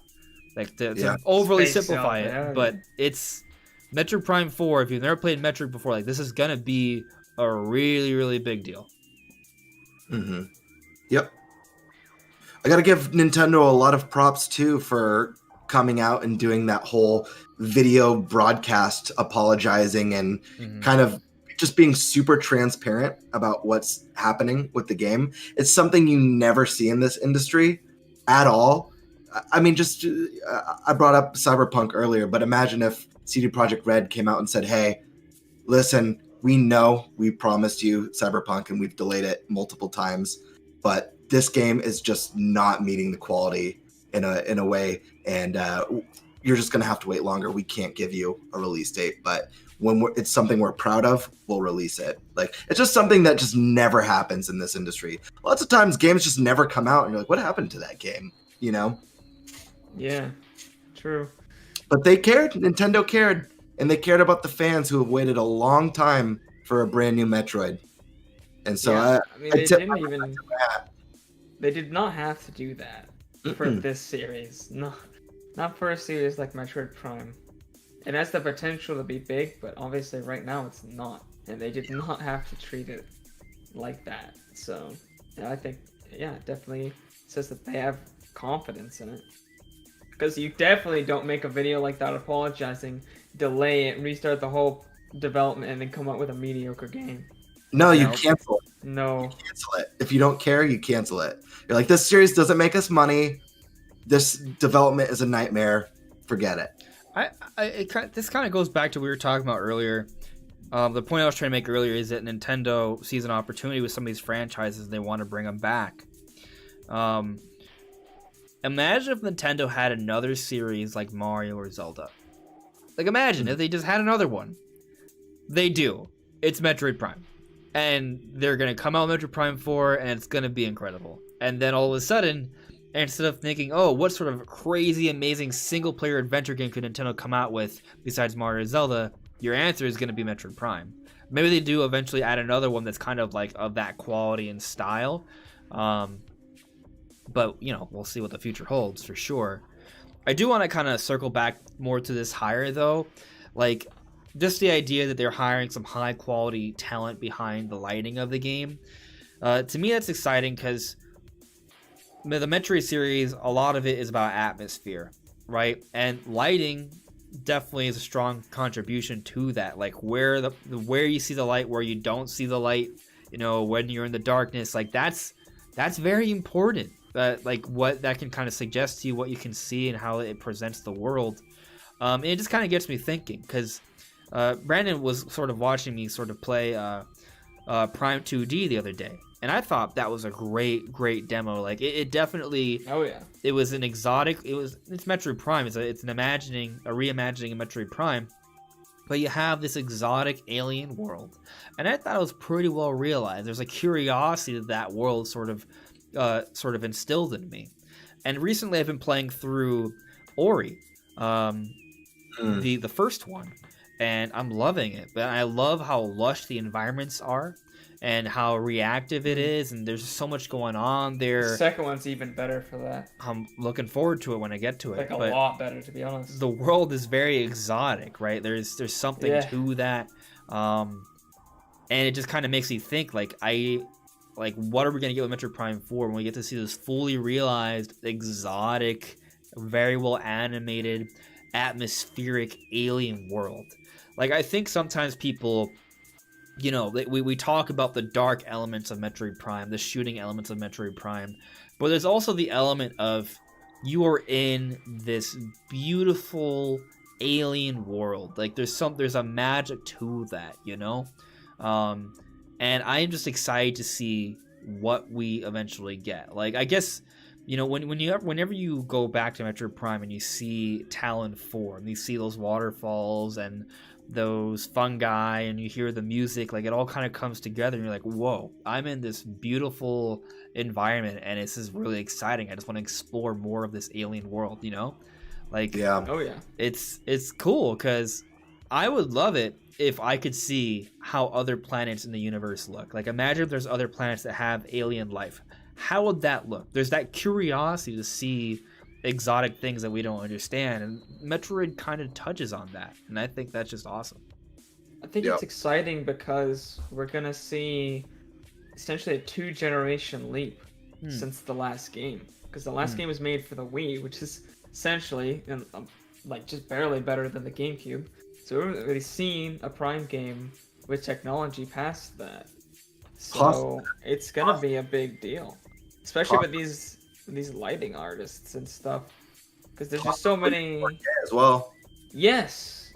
So if the rumors we're all believers that upgraded Switch model is coming. Not later this year at some point. We definitely believe something's in the works, and a lot of rumors are pointing towards a docked 4K experience. That's pretty exciting. Lighting can do a lot for a game. What if it also has a high dynamic range as well? Ooh, HDR would be nice. Mm-hmm. I hope the next Switch supports that. Brandon, I think it should. Brandon, you know a lot about tech. Does DLSS support ray tracing at all? Is ray tracing DLSS is it doesn't. It could allow for ray tracing, I guess, just because it opens up performance. But right. it doesn't really have anything to do with 4K necessarily. Like none of the processes it has makes 4K easier, other than the fact that it doesn't have to run at 4K. Right. I'm just curious if, based off of the information we have on whatever the next Switch upgrade could be, if ray tracing is something that's possible. Because just thinking about moody lighting and caverns and lush alien planets, thinking about seeing ray tracing in a game like Metroid is pretty exciting. I think that they will wait till the actual next generation Switch for ray tracing. Because it's still in its infancy. It's still really expensive, and even if you have DLSS, like they might have ray tracing modes, but it would have to be like 1080p DLSS. So like the game renders at like 540p and then upscales to 1080p, but it has ray tracing. It would have to be something that really hampers it. It would have to be really basic techniques, like only shadows or only global illumination or only like one effect rather than typically like if you have a game like Cyberpunk has like 5 different ray tracing effects. Right. Metro Some Prime games have 5 more than though. that. Metro Prime That'll 5 have though, HDR. yeah, on a next generation Switch, that could have ray tracing. But I'm not sure a game like Metro Prime necessarily needs real-time ray tracing just because the levels are smaller. You can bake in lighting. The time of day probably isn't changing. It's probably a static time of day if they go off the older games. So you just bake in the ray trace lighting, and that's actually something the lighting artists, those new lighting artists, will be really good at because they know how to bake and do ray tracing stuff. So there probably will be baked ray trace lights along with dynamic lights. Also, just lighting in general, like having unique lights that actually cast shadows and light up the environment, can be expensive. So having a lighting artist that knows how to do a different type of renderer or fix the engine, like there are different things you can do to your engine so you can have more lights. So that's a big thing I'm hoping is just more dynamic lights that cast shadows. I think is a big deal. So if they can get more lights that cast shadows, I think that would be big. Lights from your gun being able to cast shadows would be big. I think that's the kind of lighting enhancements we'll see this generation on the Switch, is more just them fixing up the engine to allow more dynamic lights. Well, I think it's fair to say if this person's coming from DreamWorks with lighting experience, it's a safe bet that they know their stuff, you know? Yeah, for sure. I was just checking with the chat here. I saw a question from Matt McDonald Media. And I'm assuming this is because we're talking about Metroid right now. If I'm mistaken, I'm sorry. But they're asking, do you think there's a chance it's open world? And I'll say, is there a chance? Yeah, there's absolutely a chance. But I don't think that open world necessarily is the direction that Metroid Prime needs to go. Yeah, I don't more think it'd open be areas. better. Yeah, it's. I think more like open arenas, bigger areas, maybe like big arenas for boss fights or something, but not an open world. Yeah, I don't think it's gonna go full open world.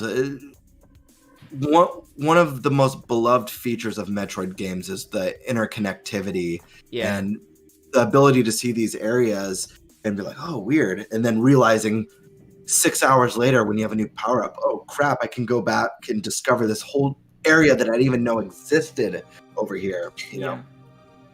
Yeah. It's.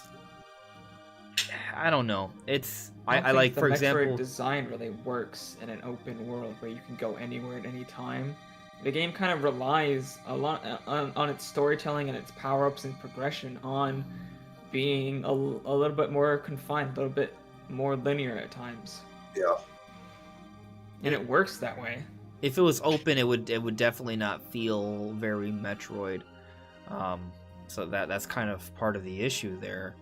Like, you just kind of got to go back to the NES era, right? So you go back to the original Super Mario Bros., the original Legend of Zelda, the original Metroid. So the original Super Mario Bros., it was a point A to B platforming game. And, you know, they have their different directions with Mario, right? But ultimately, there's like a goal that you're trying to get to, right? And then you move on to the next goal. And that was kind of it. Like, it was about, like, sort of, oh, okay, there's these obstacles, and how do I get from here to there and get my reward? That's kind of like the philosophy behind, like, Mario gameplay, right? And that's still true even with the different types of Mario games. Like, there's open styles and linear styles, but there's still that, right? And then you look at Legend of Zelda, the original Legend of Zelda, it was, as much as you could expect for that time, an open world game. Like, you had this massive environment that you could explore openly, going back and forth and going out of order. And that's kind of what Breath of the Wild is. That's what Zelda has become. And yeah, there are those dungeons that, you know, within those dungeons, you know, you kind of explore that as well. But then you look at Metroid.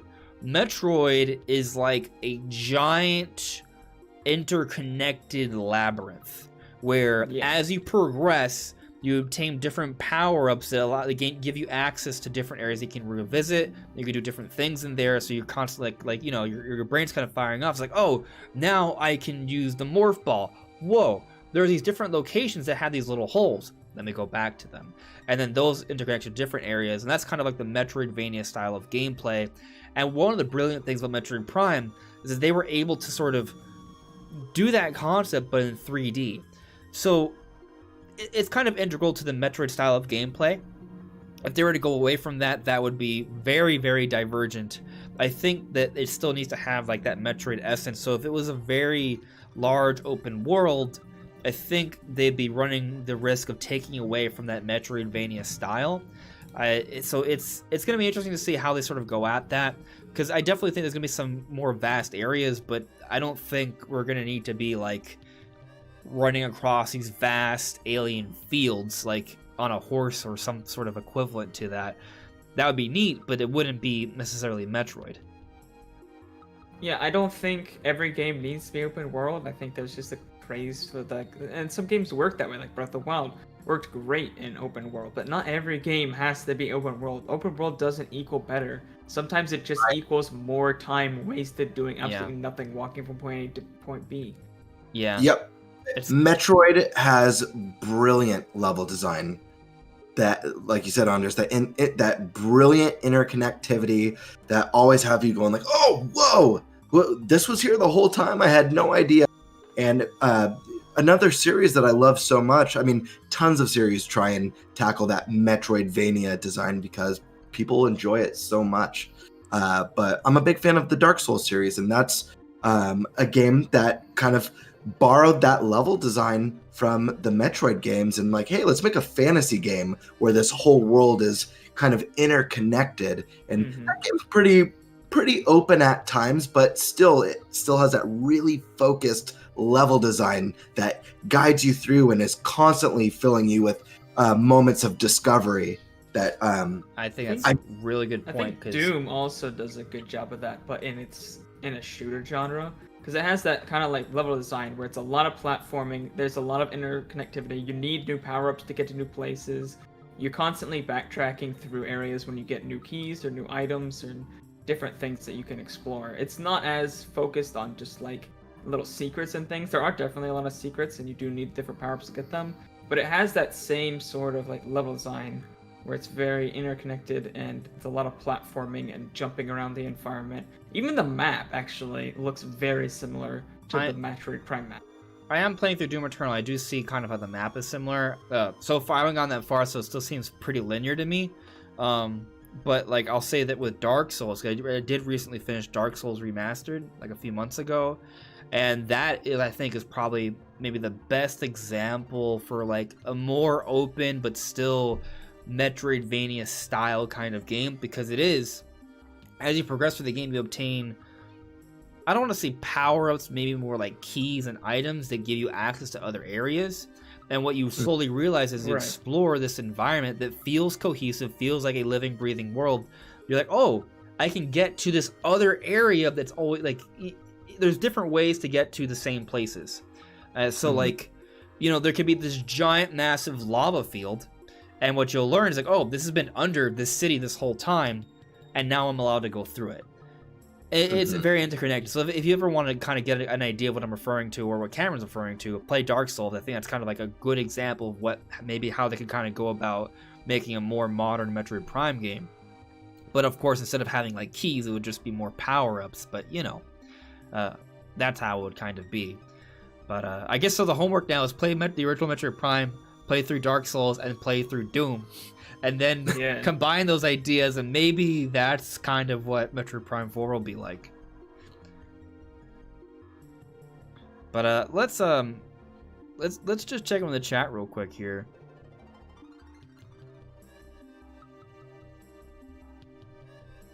Let's see here. Wolfstar, Metroid needs a better multiplayer. Yeah, I would like to see multiplayer in there, but that's not necessarily the focus of the franchise. Like, you know, I keep talking about how Metroid's more like Mario and Zelda. So, you know, the goal for Metroid Prime is to get like that atmospheric Metroidvania campaign.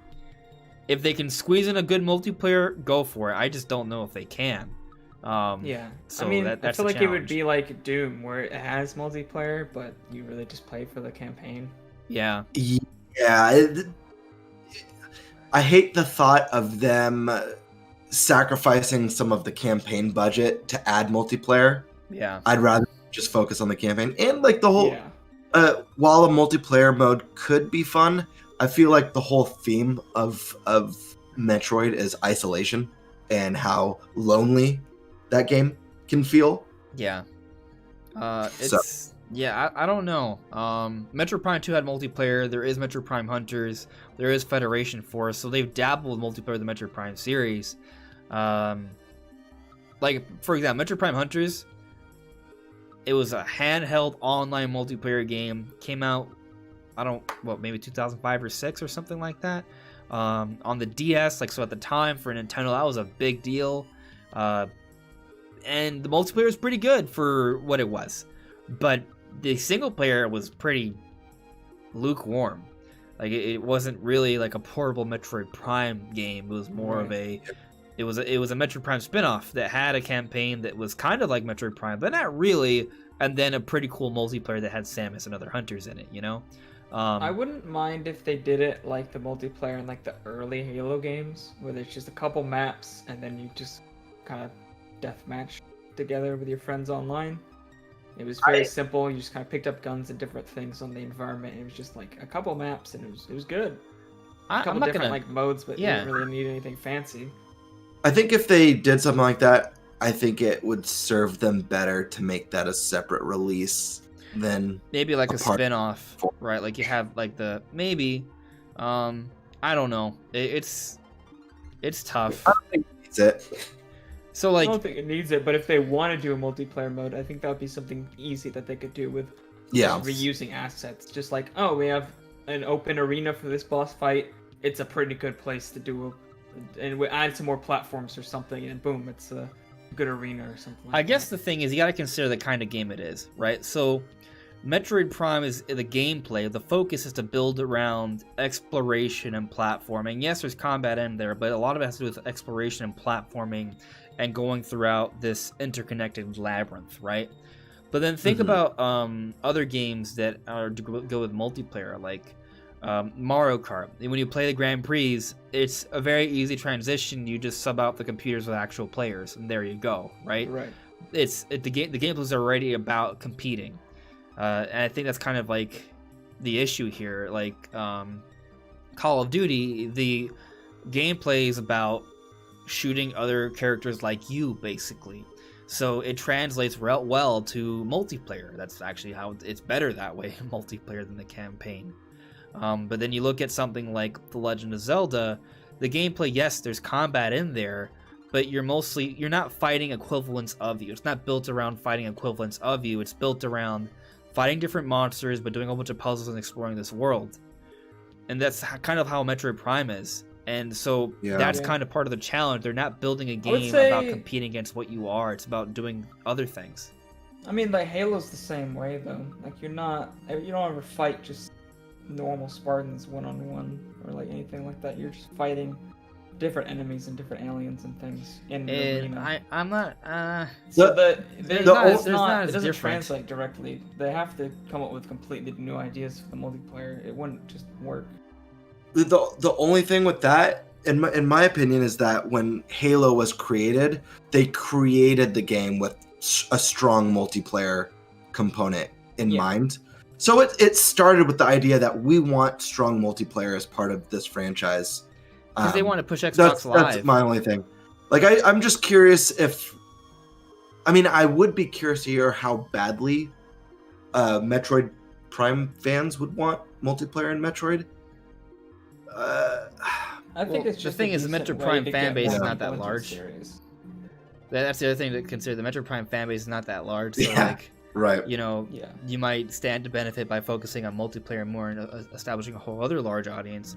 But Nintendo already has a huge multiplayer shooter audience with Splatoon. So it's a whole other conversation. I'm not saying multiplayer can't happen. I'm simply saying it's a hurdle, and we'll see how they handle that. But they definitely need to prioritize the campaign.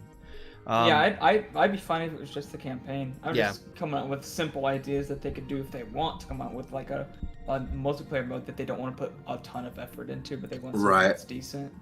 Mm-hmm. Yeah. They could add morph ball racing. PvP. That'd be funny. That would be funny. But I think we're ready to move on to Pokemon Snap. Now, if there's any other points you guys bring up in the chat, we'll address those, and we can talk more about Metroid and F-Zero. But let's talk a little bit about Pokemon Snap here. So, basically, we learned recently that the team that is working, Bandai Namco is working on Pokemon Snap, new Pokemon Snap, and we learned that opportunity arose because of the success with Pokken Tournament. Bandai Namco was behind Pokken Tournament, and that was a pretty awesome fighting game. So now they're working on new Pokemon Snap. And the team behind new Pokemon Snap is not the same team from the original Pokemon Snap. However, they did consult with the original Pokemon Snap team.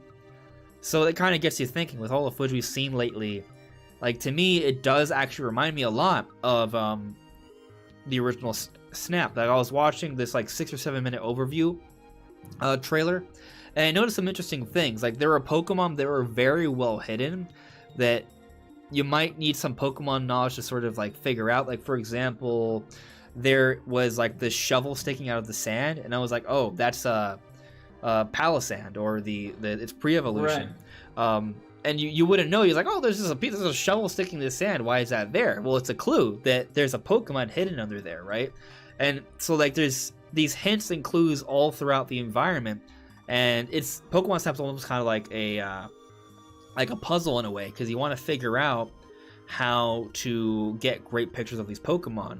So you're kind of have to assess your environment and think of different ways to get that Pokemon to interact with you or interact with the environment, so you can get a really nice picture. So we've seen that throughout the footage, so it does kind of give me like some of those Pokemon Snap vibes. But another thing that we saw is that there are divergent paths. Like, that's confirmed now.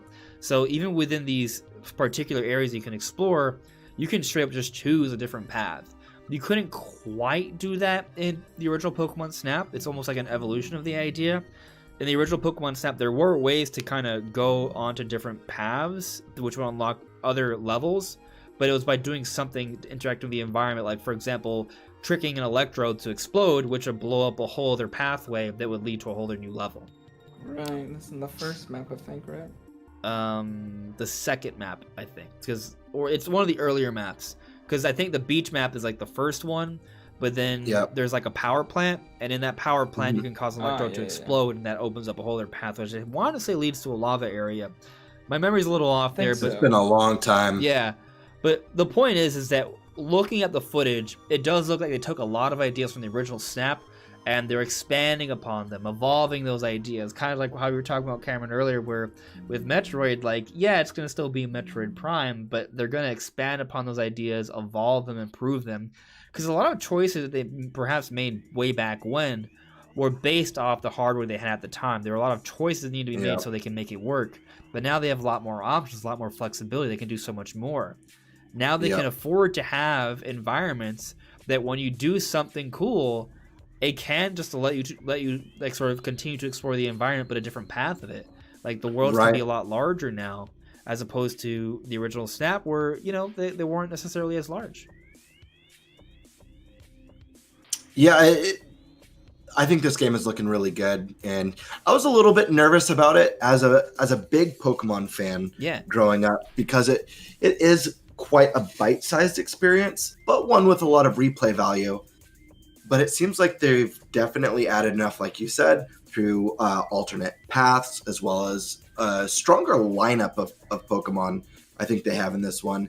And then new ways to explore. If I remember correctly, I think in one of the recent trailers, it shows like your pod going underwater as well, which is really cool. It's something you never were able to do in the first one. And you can edit photos now, which is really cool. Yeah. So every game does it, but now you can actually do it in a photo taking game. Right. Yeah. And I actually think that's going to be a really popular mode for the big Pokemon fans who want to share their photos and their creations. They said that they, were in talks with like the team and really drew a lot from the first game, and you could tell there's a lot of love put into this one to stay true but also feel new at the same time. So Yeah, I I'm get those pretty happy original with what vibes. I'm seeing. For sure. Right. I feel the same way. Like I feel like it's definitely, it feels like a little bit of a love letter to the original Pokemon Snap fans. Yeah. And that gets me very excited. I think the thing I'm hoping for this game is that there's enough of the game pushing you to do things, and because I'm kind of worried that I'm gonna get to the point where it's just like, okay, just take pictures and see what you can see, and I'm gonna enjoy that, but there's gonna be to a point where I just don't. There's nothing in the game driving me to push me forward, and I'm gonna lose interest. So I'm hoping there's enough like tasks, like little side tasks, like try to capture a Pokemon. They give you like a task, like capture a certain Pokemon in a certain position or at a certain time of day or certain thing like that. Like give me like little quests. Give me some things to do, or like have a Pokedex where I need to capture every single thing, and it logs in and actually records like, oh, you've captured this Pokemon and you've captured this variant and you got this different thing to happen. Here's the nice little place where the game actually acknowledges that and like tracks it. Okay. Like different things for me to actually do, like that the game pushes me to do instead of just me looking for things to do. I hear you. I'll tell you that in the original Pokemon Snap, to kind of progress, you would have had to have like captured enough different types of Pokemon. So sometimes you might go through an area, and if you just get like all the standard ones, eventually you will not have enough of variants of Pokemon that you've caught in pictures of to progress. Right. So you'll have to go revisit areas and think about, okay, what other Pokemon are here that are hidden? Because there's a lot of hidden Pokemon, right? So, right. And from what I've seen of the footage, I feel like there still is that, where there's a lot of hidden Pokemon. So you will be challenged to kind of find these hidden Pokemon, not just the ones that are in plain sight. And what's cool is that because this is a more modern game with better hardware, they can afford to kind of hide Pokemon in different ways. Like the environments are far more luscious, far more detailed. There's a lot more layers, like it's not just like, foreground and background. Like there's several grounds there. And so Pokemon could be really, really well hidden behind bushes and trees and vines and things of that nature. In darker lighting and things like that. Exactly. So, I think there's a lot that they can do there. Now, how they sort of go about like kind of encouraging you to explore more of these environments and revisiting them and trying out different things to kind of bring out some of those hidden Pokemon, I can't speak to that. I haven't seen enough yet to sort of validate that, but I haven't pined through every single piece of footage yet, so maybe there are some clues there. There's probably a lot of things that we'll find out during the review process of how those work. Yeah, I'm hoping there's like a thing like it tells you like, oh, there's 7 different Pokemon that you haven't found. There's like tell me how many things are and let me count it up and let me see those numbers go up. Like there's just something about seeing like, oh, I found a hidden Pokemon, now it says 1 out of 7. Oh, I gotta find 6 more. Where are those 6 more? Instead of just being like, just trying to find out how many hidden things are on your own without it saying anything, or like not even like potentially even saying that there could be more things. Like I want to know, like they might not tell you exactly how many Pokemon are in the area. That might be one of those. That's at least if I remember correctly, that's how the original Pokemon Snap was. That they wouldn't tell you exactly how many Pokemon there were, but I could be mistaken on that. I just like seeing numbers, or like even if it's not numbers, like just like different spots. Like it has a Pokedex, but there's a lot of question marks, and the question marks fill in as you find the Pokemon that are in that area. I do feel like there's at least going to be a pressure on capturing footage of these different Pokemon and observing them. I think the game will press you in some way. I'm not sure entirely how, because that is like the objective of the game. Document as many Pokemon as you can. Like that is the goal, right? So hopefully actually do a good job of like encouraging you to do the goal. But I just want to kind of sort of talk about how like one of my fascinations with Pokemon, besides like, the games and the competitive aspect of the main games and battling and such, there's this element of you have all of these creatures in this environment, and I'm kind of curious like how they interact with the world and stuff like that. You don't get that much of that in the main games, which is why I'm actually really excited for Legends Arceus, because we will see a little bit more of that. But in new Pokemon Snap, that's kind of like what the game is. It's going out and not so much battling and trying to capture and getting badges and things of that nature. It's more focused, it's entirely focused on observing these Pokemon and seeing how they interact in their natural environments. So that's really exciting to me. Capturing those special moments that you don't normally see. Exactly. There's one thing that I'm kind of hoping for, and I'm not sure if this is going to be an unpopular opinion, but I'd like to see this Pokemon Snap game get DLC down the road. I like the idea of them expanding the Pokedex in it and adding new locations with new secrets. I absolutely I'm not saying for them to like be money grubby, but I hope this is a fun and complete experience. But I love the idea of this growing down the road because, I mean, who knows when we'll get a third Pokemon Snap game. I thought we were going to get one on the Wii U. The console seemed designed for a Pokemon Snap. Yeah. But we didn't, so I hope it's not just one and done with this. I'd love to see them add like basically double the Pokedex in it and add some new zones like in a year or two, you know? I don't know if they'll have like continual DLC packs that you buy repeatedly year by year, but I do absolutely think there's going to be some DLC that we're going to buy. Like, I do think they'll be like, all right, so we're going to have a season pass. We'll do it for a year. There'll be 2 different packs. One pack adds this area. This pack adds another area. So they will expand upon it a little bit. I absolutely believe that's going to happen. I have no doubt. Especially considering it's from Bandai Namco. Like, most Bandai Namco games have DLC. Nintendo pushes DLC for a lot of their games now anyway. Even the mainline Pokemon games, which never had DLC before, have DLC now, which is actually really great because we don't have to worry about these third versions that are basically just rehashes the same game, but they just add new content to the base game. But I absolutely think there will be DLC, and I think it's probably going to be like 2 different packs, each one with a different area. But we'll see how things actually sort of that makes sense. pan out. I do think it makes sense to do it in like packs instead of kind of strip feeding new Pokemon, because I think you need a whole new area, you need a whole new setup, whole new routes, like all that kind of stuff. So it definitely seems like there would be like big release, like maybe 1 or 2 big packs instead of like smaller stuff in between. I'm cool with 2 packs to it, like they did the Mario Kart 8 DLC. You know, we got those 2 DLC packs with that added, you know, new racers and some new tracks for each one. Same thing, add a couple new zones and, you know, expand the Pokedex by whatever, 50, 100 each one. Yeah, I'm all for that. Yeah, for sure. I mean, I'll tell you that if they were to do a thing where like every year they add another like pack or 2 like that, I wouldn't hate that. I don't think they'll do that because we haven't seen other Nintendo games be like that where they kind of do it every single year, say for Smash Brothers, but even that I think is coming to an end. But for sure, at least a little bit of it. It makes perfect sense. Yeah. But you know, we still have a couple weeks left before Pokemon Snap comes out, right? Today's the 18th, so there's one more week before we get a Pokemon Snap. So we'll be talking about more Pokemon Snap next week for sure, and then afterwards, because I'll be playing it at least, so we'll talk about it then for sure. Is there anything else you guys kind of want to address with Pokemon before we move on to the spicy Nintendo Microsoft rumor?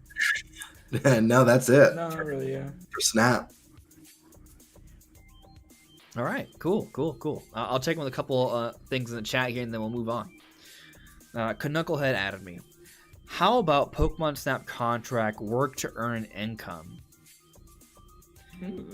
Well, if you could like sell your photos, you sound like Tom Nook. Whoever you sound like Tom Nook. Sell your photos for money and buy like upgrades for your character, or so you can get more photos and make more money. It's just this loop. Yeah, maybe.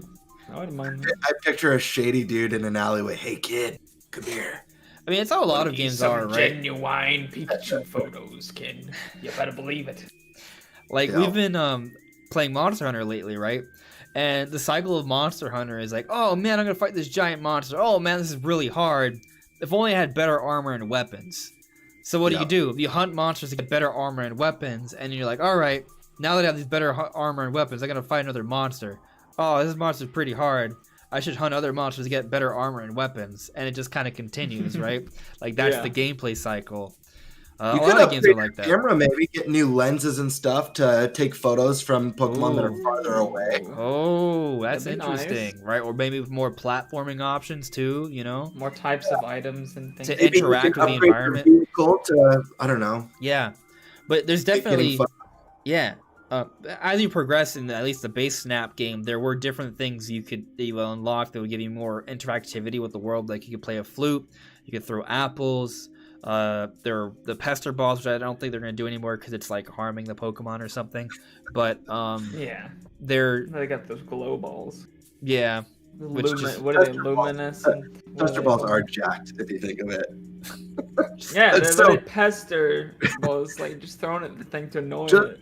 Yeah, just the thought of throwing a ball at a creature's head and then snapping a photo of its reaction is so jacked Hey, up. stupid! Donk. actually on that note, Oh, what the heck? the original Snap. Pokemon games, like Red and Blue, when you would go to the Safari Zone, you wouldn't have your normal party to battle the Pokemon. Instead, it would be based off what you could do alone to catch a Pokemon, and you had an option to just throw a rock at the Pokemon.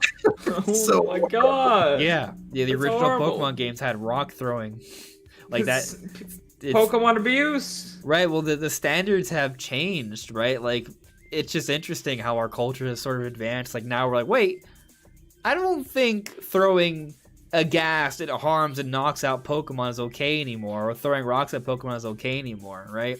Like that seems Yeah. cruel. It's interesting how our society has changed in that way. Because back then, Plus, not that many people were like, "Hey, that's wrong." Like I'll be real, I thought about it, like with the rock throwing. I was like, "Oh, this seems kind of mean. I don't want to do it, but I want to catch the Pokemon." But you know, it's just interesting how those there's standards just a change. Geo dude in the background watching. You're throwing rocks. Just like, why are you throwing my kids? That's my, My children. no! That one went inside the Kanga's mouth. How dare you? See, just a herd of Geodudes could just come at you. That would be fun. Let's see here.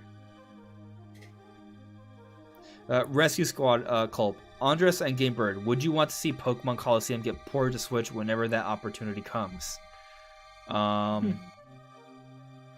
No.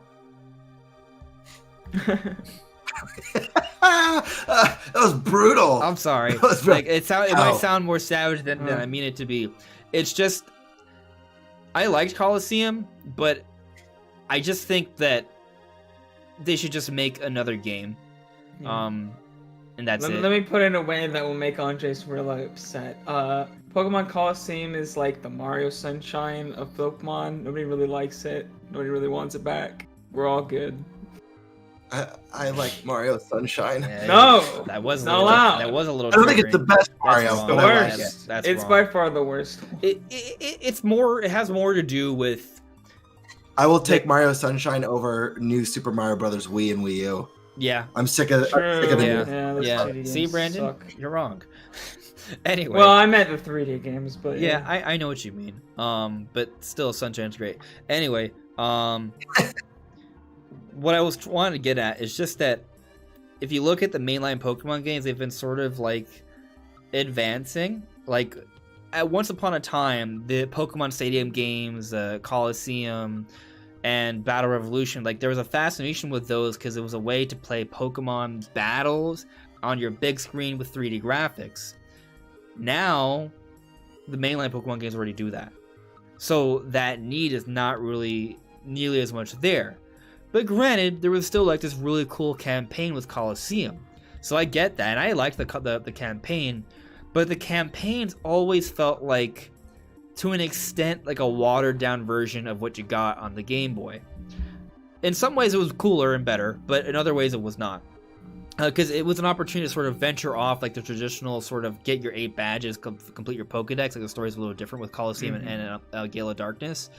But then look at what they're doing with Pokemon Legends Arceus. You know? So Pokemon Legends Arceus is pretty exciting because it's an open world Pokemon game that is going off the beaten path with that story. But you still have games like Sword and Shield that give you the option to have those big, awesome HD 3D Coliseum-like battles. And I do hope that they continue to build upon that with future Pokemon games and make it even better. But I guess the point I'm making is simply that I just don't see a need for Coliseum to be remade because they're kind of appealing to those ideas in a greater way with their current offerings and what they're working on. That said, I would like to see. let me finish my point and then I'll let you go. Sorry, Brandon. The last thing I'll say with this, and I'll let you go, Brandon, is that if Nintendo were to do this thing where they were to be bringing back a lot of different GameCube games, I feel like Coliseum would be one of those ones that should be brought back. But until Nintendo has like this mass like bringing of different GameCube games, I don't really see it happening. I would like to see a game in that vein, like a new one that focuses on a smaller Pokemon cast that fits like in a story contextualized cast. Like you have certain Pokemon and those are your Pokemon. You don't really. It's not about catching and finding new Pokemon or doing the gym. It's not about that. It's about your cast of characters, the Pokemon that come with that cast of characters, and the story. And I think that the reason I want this is because you can focus on a small amount of Pokemon. You can make them look way better, way cooler moves, way better animations, and you can make a really cool story out of it that would be very different, but it's still with the cool Pokemon, still that cool battle system. But you get a game that on an individual scale has a lot more expressiveness, a lot more detail, a lot more new moves and animations and things, and they can go all out because they don't have to focus on a Pokedex that's massive. They just focus on those Pokemon that you have, just that limited set. I mean, you have different Pokemon with different characters you can equip, but it's still a limited amount, so they can really go all out with that, and they can make the story much more interesting. It's a very interesting idea. I don't see it happening because I just have a hard time believing that they would do that because they have the mainline games and they're just not gonna do that, I think. But it would be really cool because it kind of would have a similar effect to what we're seeing with Pokemon Snap in a way. Because people look at Pokemon Snap, they're like, oh, look at that game. It looks amazing. There's so much detail and it just looks way more impressive than Sword and Shield. But part of that is because they're focusing on, it's the environments are not as open because it's an on rails game, but also like gameplay wise they're focusing on just one thing, observing and taking photos of these Pokemon, right? The mainline Pokemon games are doing a whole bunch of other things. There's all these RPG mechanics, there's a battle mechanic, there's online multiplayer, there's a story, there's this whole world, and there's a whole bunch of other smaller things imbued into that, right? So there's a lot they kind of have to do, so they kind of have to spread themselves a little thin. To your idea, it's just kind of focusing, right? So what that would enable is a more exciting story and like a combat that maybe seems a bit like more integrated and immersive, but I just don't see them doing that because they're just going to build off what they have going with the mainline games. But they are exploring a little bit because we are getting Legends Arceus. Like they are trying to find ways to sort of mix things up and improve upon things. So I think they are getting better, but they're trying to go big or go home, it almost feels like. I don't think a new Pokemon Stadium is ever going to happen. I kind of agree with you, Andres. I think it just doesn't make sense in the current, climate of Nintendo. I think had we not seen Nintendo go down the hybrid route and they stuck with their portable line and their home console line, then Pokemon Stadium would probably make a lot of sense and be really cool to see. But the mainline Pokemons kind of do what Pokemon Stadium did back then. You can have a multiplayer element. They've got online battles. You can level up and battle your Pokemon against other players. But we also kind of, in a way, have a modern day Pokemon Stadium in the form of Pokken Tournament, where it's a tournament where you're battling Pokemon.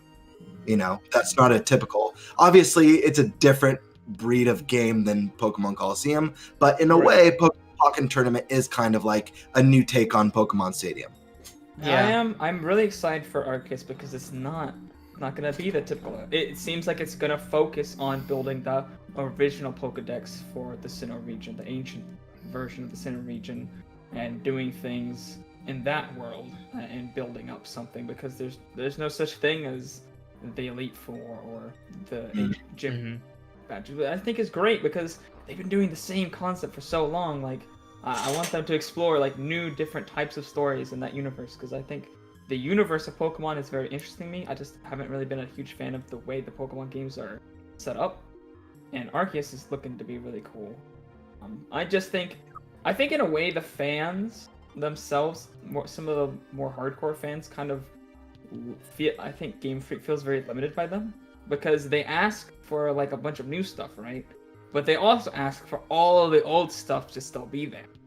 So they don't want to compromise. I think a huge part of the fan base just isn't down for compromising. They want all the Pokemon, and they want them to all look amazing, and they want all new moves, all new animations for every single Pokemon right now, made in just a couple years for the next game, and it's not really feasible. Like, it's almost Pokemon like company needs to do things on a smaller scale.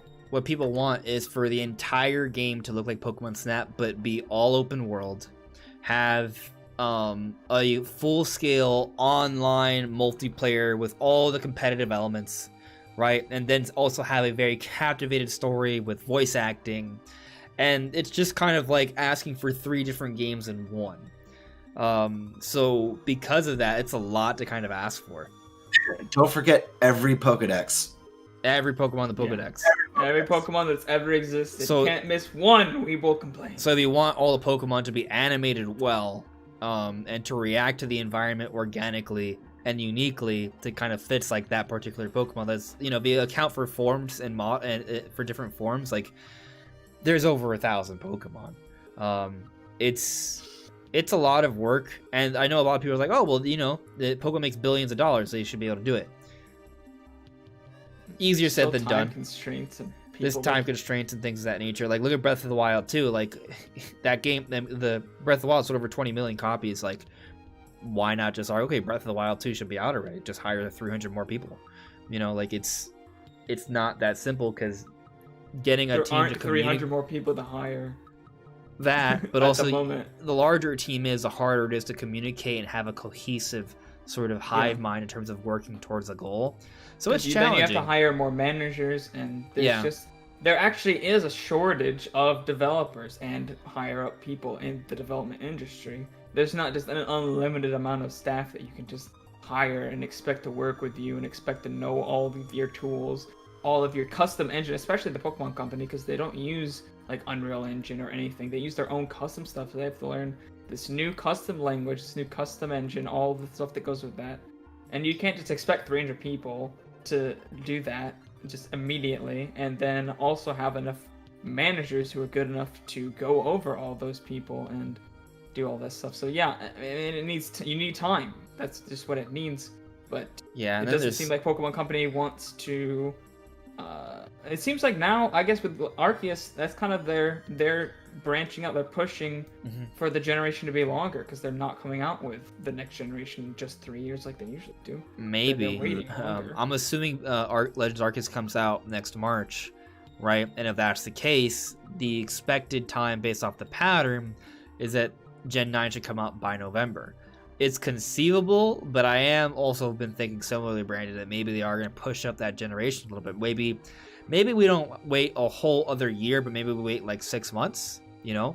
Maybe it comes out like around like the close. Maybe we get the next Pokemon game in March 2023, for example, and that's Gen 9. And then all of a sudden, like, Pokemon kind of is no longer the holiday game and something else, like maybe Zelda or Mario or Metroid, right? But that's a whole other discussion. We don't need to talk about that right now. It's a whole other thing. There's another topic I think we should get to, and that is this whole rumor regarding Nintendo and Microsoft working together. So the basic idea behind it is there was a while back a live stream. So I can put up a picture for you guys. I had a video talking about this. It released last Friday. But let me see. Yeah, I saw it. I think you actually summed up really well in the video. Thank you. Can't find the article. Oh well, guess I'll have to give up. Oh, here it is. Okay, this picture might seem a little funny, but as happens when you take stills of people, we're meant to be seen in motion. But there we go. That's Phil Spencer doing a Microsoft live stream, and what you may notice here in the corner, there is a Nintendo Switch. Why is there a Nintendo Switch in an official Microsoft stream with one of the heads of Microsoft's gaming department, Phil Spencer, there? What's going on? Well, the funny thing is that there's actually a history of Phil Spencer teasing things in the background during different streams. This wouldn't be the first time.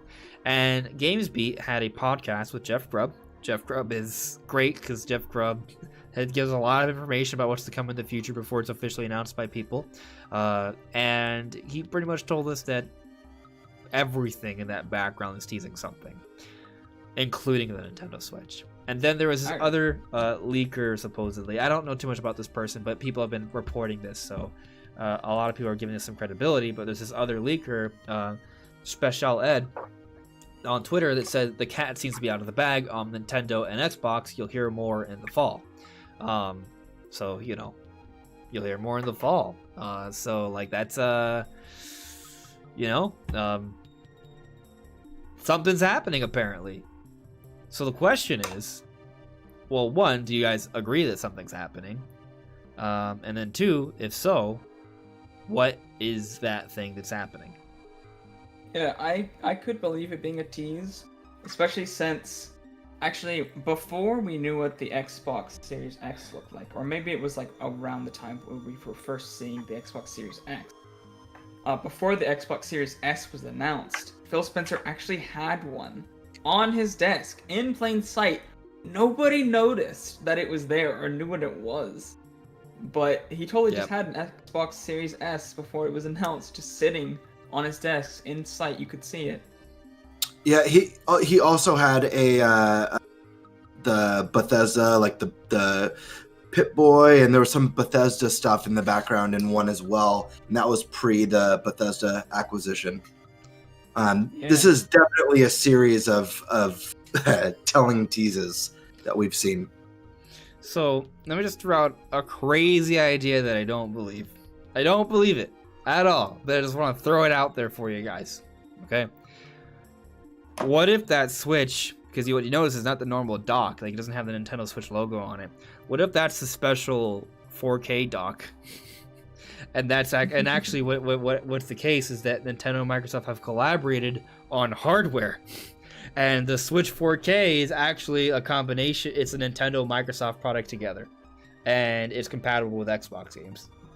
My issue with that, besides the fact that it's insane, is that Microsoft works and has contracts with AMD, whereas Nintendo has contracts with Nvidia. So just by design, they'd be competitors. Yeah.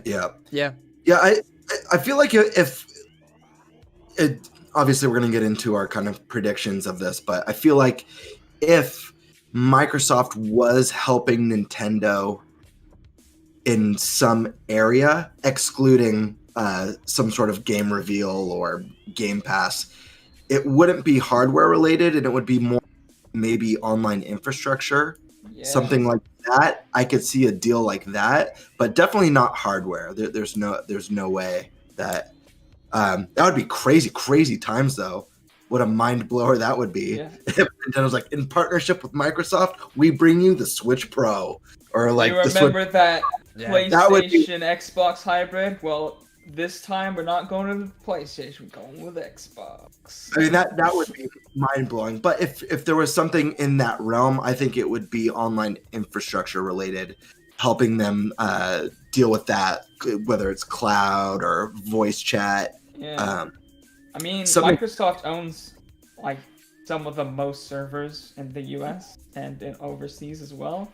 So, I mean, even Sony is using their servers for their PSN cloud and things like that. So, it wouldn't be out of the question for Nintendo to be like, hey, can we buy some servers from you, please? But yeah, I did a video on this recently, kind of gave my thoughts. Obviously Xbox Game Pass is kind of the big one that a lot of people are curious about because that would be so groundbreaking. And in my video, I mentioned like there's no doubt in my mind that at least if the conversation hasn't already happened, it's going to happen or is happening now. Doesn't mean it's going to happen, but I would not be surprised if Microsoft approached Nintendo like, hey, do you want to work out a deal? We'd love to have Game Pass on your platform. We think it would be good for you guys, and we think it would be great for us to broaden our audience, both in Japan, but also get Nintendo players on there. If Game Pass is coming to Switch, I don't see it in the near future. That would be a post Switch Pro or possibly even a Switch successor thing. I think it would probably be Switch successor. I mean, I think, Andres, we've been talking about it for a while, and you did these points in your video, but a lot of games just simply don't work on Switch that are on Game Pass.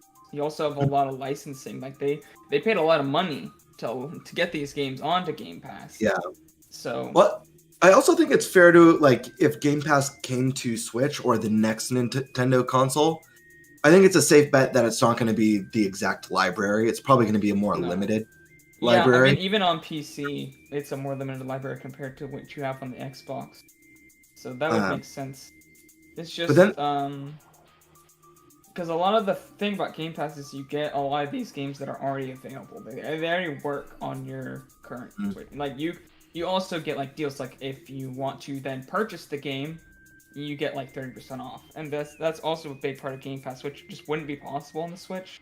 Like, because these games just aren't available. Like, they have to be cloud versions. And I guess you could, like, make the cloud version cheaper, but they would also end up having to buy a lot of servers for that, because the cloud streaming, like, unless they partnered with xCloud and that's what they're bringing over, I think that's a more reasonable thing to bring over than Game Pass. I think xCloud could be something, because that's just something that would work with the Switch. Yeah, and Nintendo's already, shown an interest in cloud gaming. Brandon, could you? Sorry, Cameron. I just wanted him to kind of maybe explain a little bit the difference between Game Pass and xCloud, because I feel like there's some confusion there for people. Right. As far as I know, xCloud it's the pure streaming version of Game Pass. So most of the games that are available on Game Pass are available on xCloud as well, because they use their servers to then stream the game to you. So you don't ever have the option of playing those, like, on the Switch. You wouldn't have the option of, say, downloading the game like you would on PC. It would just be xCloud, because usually xCloud is bundled with Game Pass. So then you have the option, okay, I can download this game, or if I'm on the go or on my phone, I can just play it on xCloud. So essentially you would get the Game Pass library, or a limited version of that, but it would all be cloud streaming, so none of it would actually be downloaded to your system. Yeah. But it would be the same library. So it's essentially Game Pass, it's just streamed Game Pass. Mm-hmm. Yeah, sorry, Cameron, I cut you off earlier. Of course. I was just saying, like, they've obviously experimented with cloud gaming. It's something that they've shown interest in. And I think it's been relatively successful in Japan. Obviously, Japan's gotten more cloud releases than we have in the States. But as far as, like, an announcement for the fall, if that part of the rumor is true, that, like, we're going to be hearing something Nintendo, Microsoft related, I think it's more likely, something on the software side, like Rare Replay, or possibly Master Chief Collection, or if not software related, Smash Brothers. We got 2 slots left. And I've said this before, like, while Master Chief wouldn't be my, like, super go-to choice, there's no denying how epic of an announcement that would be. It would be such an industry shocking move. But yeah. I also think there is a possibility, and this would be like the ultimate troll, but I think there's a possibility that we could get the Master Chief suit as a Mii Gunner costume. We got that art that was posted from the Halo page, and it's Mario in the Master Chief outfit. And it's really weird that the Halo team posted Mario and a Master Chief fighting Bowser in another Halo costume. Can I look that up? Yeah, look it up. What do I? I just don't know where to look for. Yeah. It was the official Halo Instagram. Just type Halo Instagram post Mario artwork. Instagram Mario artwork. And this is from the official. This isn't a spin-off Instagram page. This is the official Halo page. Right. It's fan artwork, but it's a weird thing to post, especially at a time when so many people are kind of hyping and speculating the possibility of some sort of collaboration. The official Halo Instagram shared this, is what you're saying. Yes. Because we've seen like the official Doom one guys. share artwork with Animal Crossing, but that was because they came out the same day, and there was like a big thing about that. This is more just out of the blue. Doesn't really have to do with anything. So Yeah. Oh my god. There it is. And so, you know, hey, Master Chief in Smash Brothers is something. It's something people have speculated. What if Master Chief comes to Smash Brothers? And it's not outside the realm of possibility. Microsoft gave us Rare with Banjo-Kazooie and Smash Brothers. It would be cool to have another Microsoft character in there. We've gotten Cuphead costumes as well, which is really cool. But maybe Nintendo has plans for other characters, other Japanese characters, and not Master Chief, and a costume would be that kind of tribute to Microsoft. Maybe. I see I could see maybe a costume. It's just like there are only 2 spots left, and we already got Banjo and Kazooie in Pass 1 and Steve and Alex in Pass 2. These are Microsoft-owned characters, so Microsoft has already had quite an influence over this DLC, including, to your point, the Cuphead Mii costume as well. And it's one of the special Mii costumes, not just the basic one. So like Microsoft has had definitely some impact on the Smash DLC, but arguably more than any other third-party company. You know, yeah, they've already kind of had their imprint. So to expect even more than that, well, I just don't expect it, right? But I definitely agree it's a possibility at least, especially if Nintendo and Microsoft are doing some sort of special collaboration where they are more involved with each other than other companies. I mean, part of the beauty of them working together is because they're previously seen as rivals. There's a lot more allure to that idea. So, you know, maybe that kind of actually is an argument for there being more content than less from Microsoft, you know? I'll tell you that if Master Chief got into Smash Brothers, that would be mind-blowing.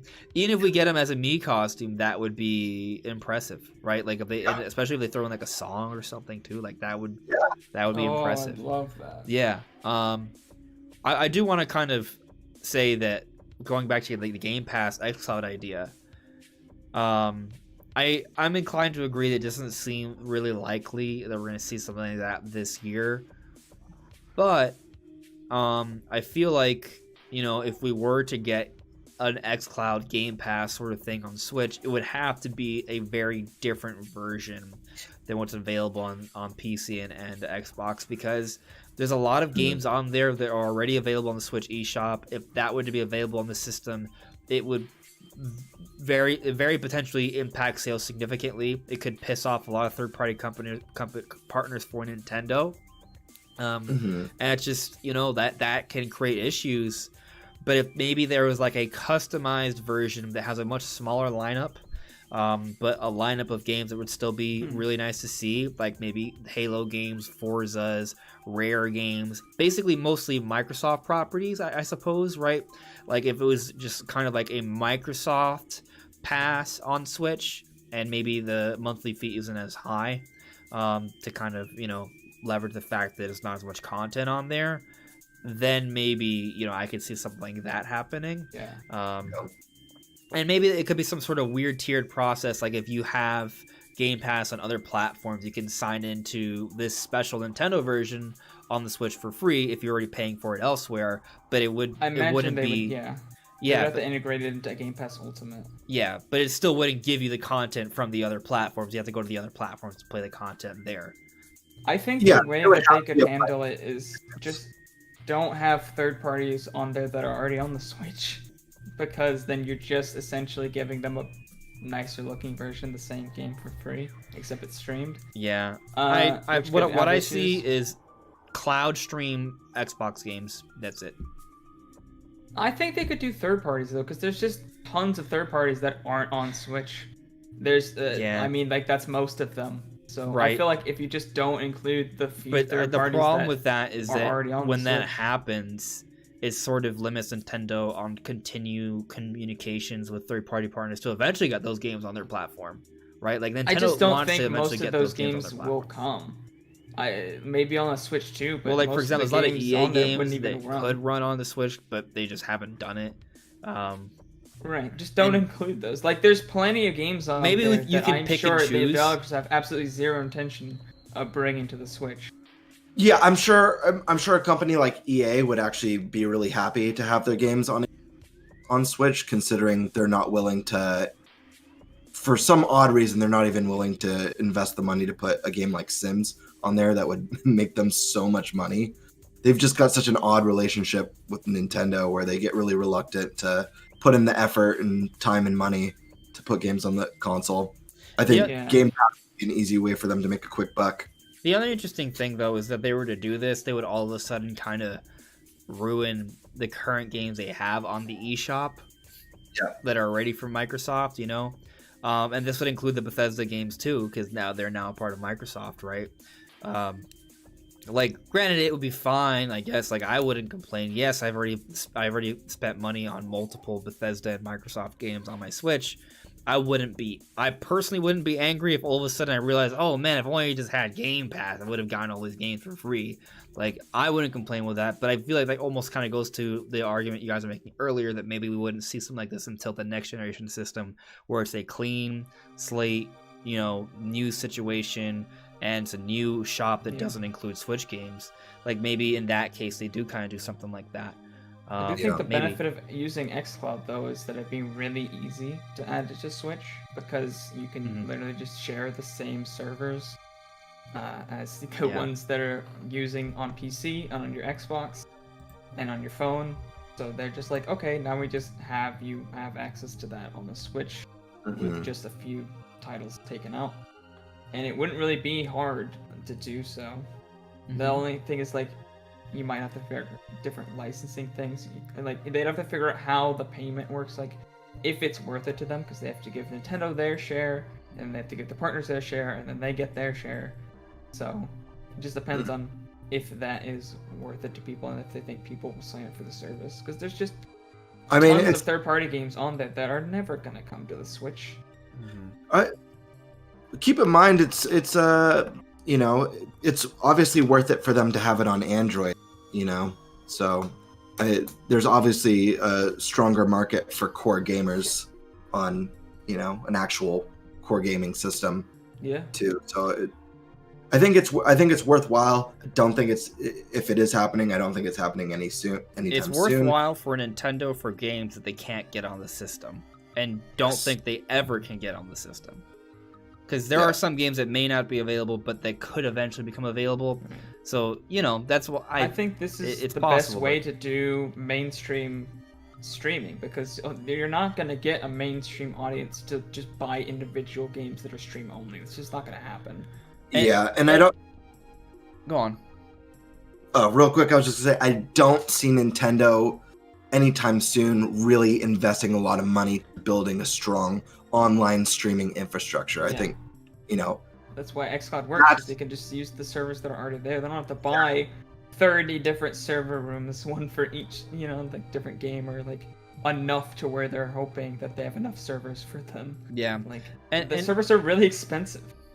Maybe it could be called like Nintendo xCloud or something, right? Like, it's not just like purely like Microsoft giving Nintendo access to xCloud, but it's like, you know, a catered program app that connects to their servers, that it's just basically framed as, this is Nintendo's cloud streaming service. It's a partnership with Microsoft, and any game that Nintendo's like, hey, any game that Nintendo and a third-party company are like, hey, we want to put this game on your platform, but the only way we can really do it is through cloud streaming, they put it through this service.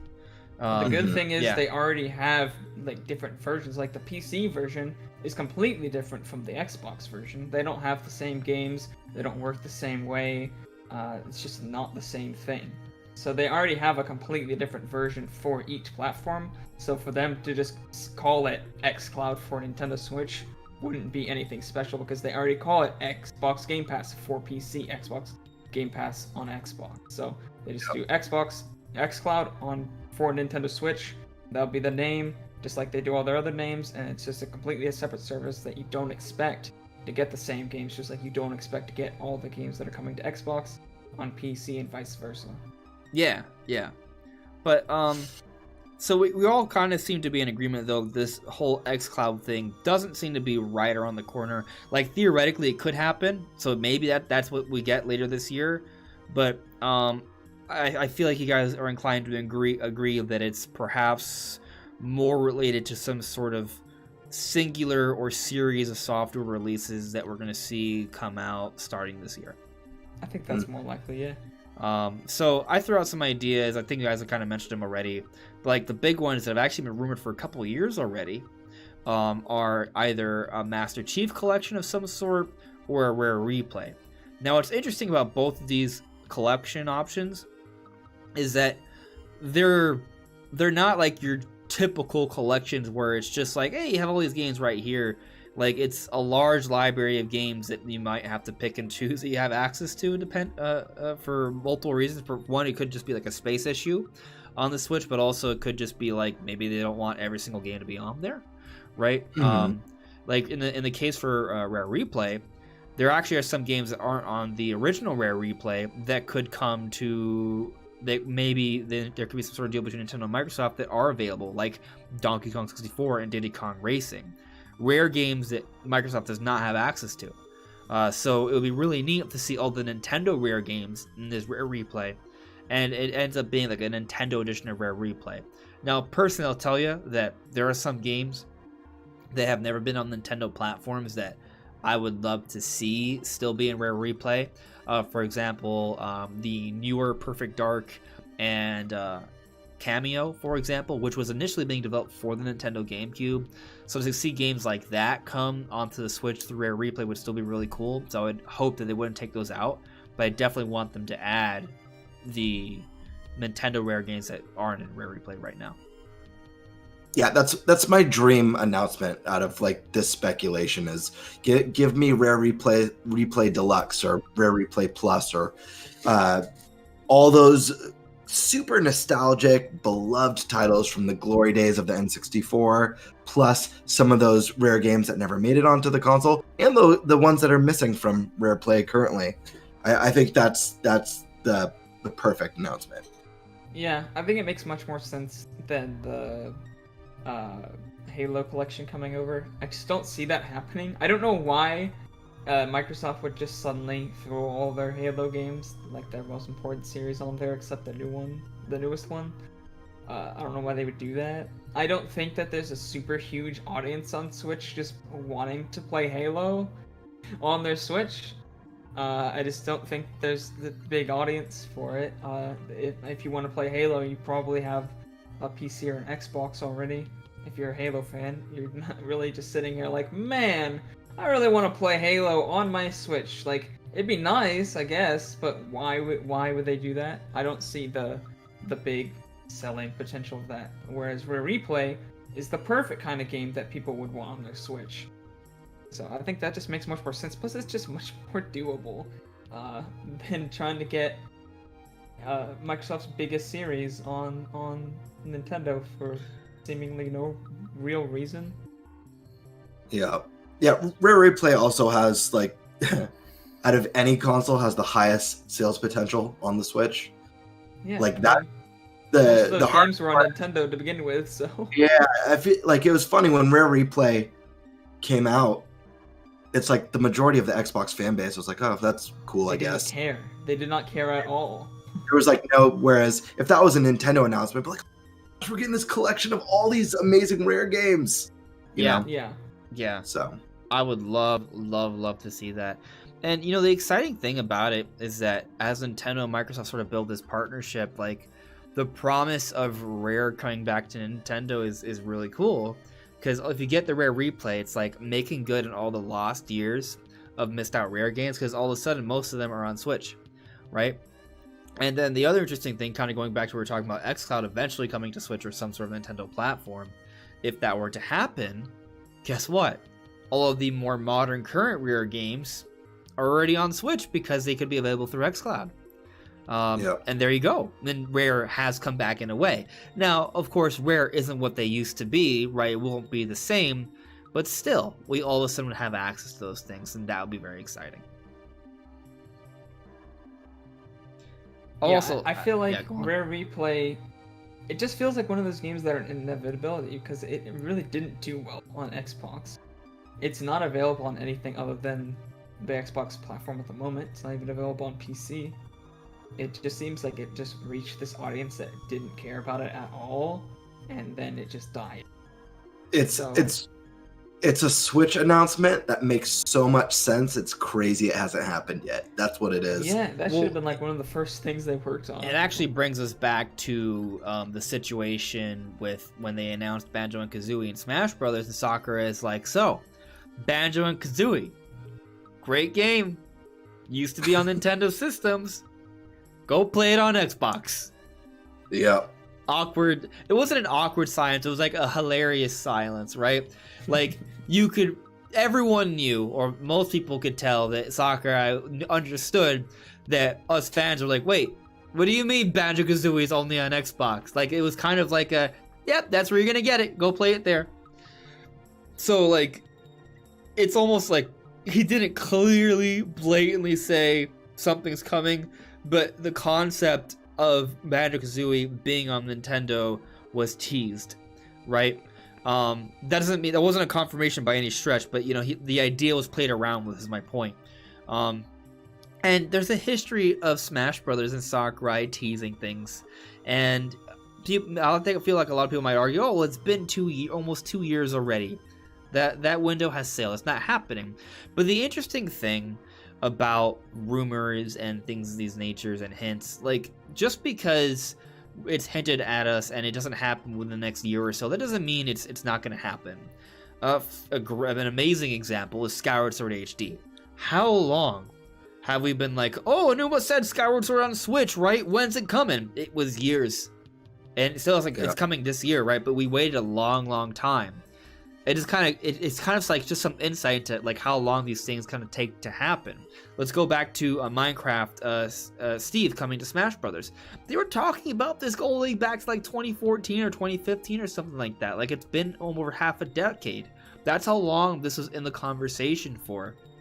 So whenever we get like rumors coming from industry insiders that are legitimate, or we're getting hints or teases from people like Phil Spencer or Sakurai, it's not that they're lying to us, it's just that it's just not ready yet, right? The timeline of these things isn't like, oh, we're gonna get it when we want it. No, it could be a couple of years. So right. I'm just saying, those rumors back from 2 years ago about Master Chief Collection and Rare Replay, maybe one of those, if not both, could still be coming. But I'll kind of go on to your points about the Master Chief Collection. I do agree with you that Rare Replay seems a lot more fitting. And I that's ultimately, if I had to pick something to come, that's what I pick, Rare Replay, like a Nintendo Rare Replay. But I don't think Master Chief Collection can't come. Maybe it's not quite what the Master Chief Collection is on Xbox and PC, but maybe there could be some sort of deal where a Halo game or two does come to Switch, right? Like, maybe we get like the original Halo trilogy or something, which, again, may still be a stretch potentially because it's Master Chief and Halo. It's like the premier like franchise from Microsoft, but it would kind of speak to the relationship that they have right now, where a lot of Microsoft published games are coming to Nintendo, and having some form of Halo on Switch, and maybe also the talks of xCloud and such, like all of that could steer a lot of Nintendo fans, a lot of Switch owners, those 80+ Switch owners, over to the Xbox situation with all their new hardware and stuff, and Halo Infinite that's coming out. So if you get some people to try out Halo, and they're like, oh, this is really cool, I would love to play the most modern, biggest version of it. Oh, Halo Infinite. Maybe I will put down a few $100s for that, because they have to then buy an Xbox system or at least Game Pass of some sort. But, I think there's a possibility of that.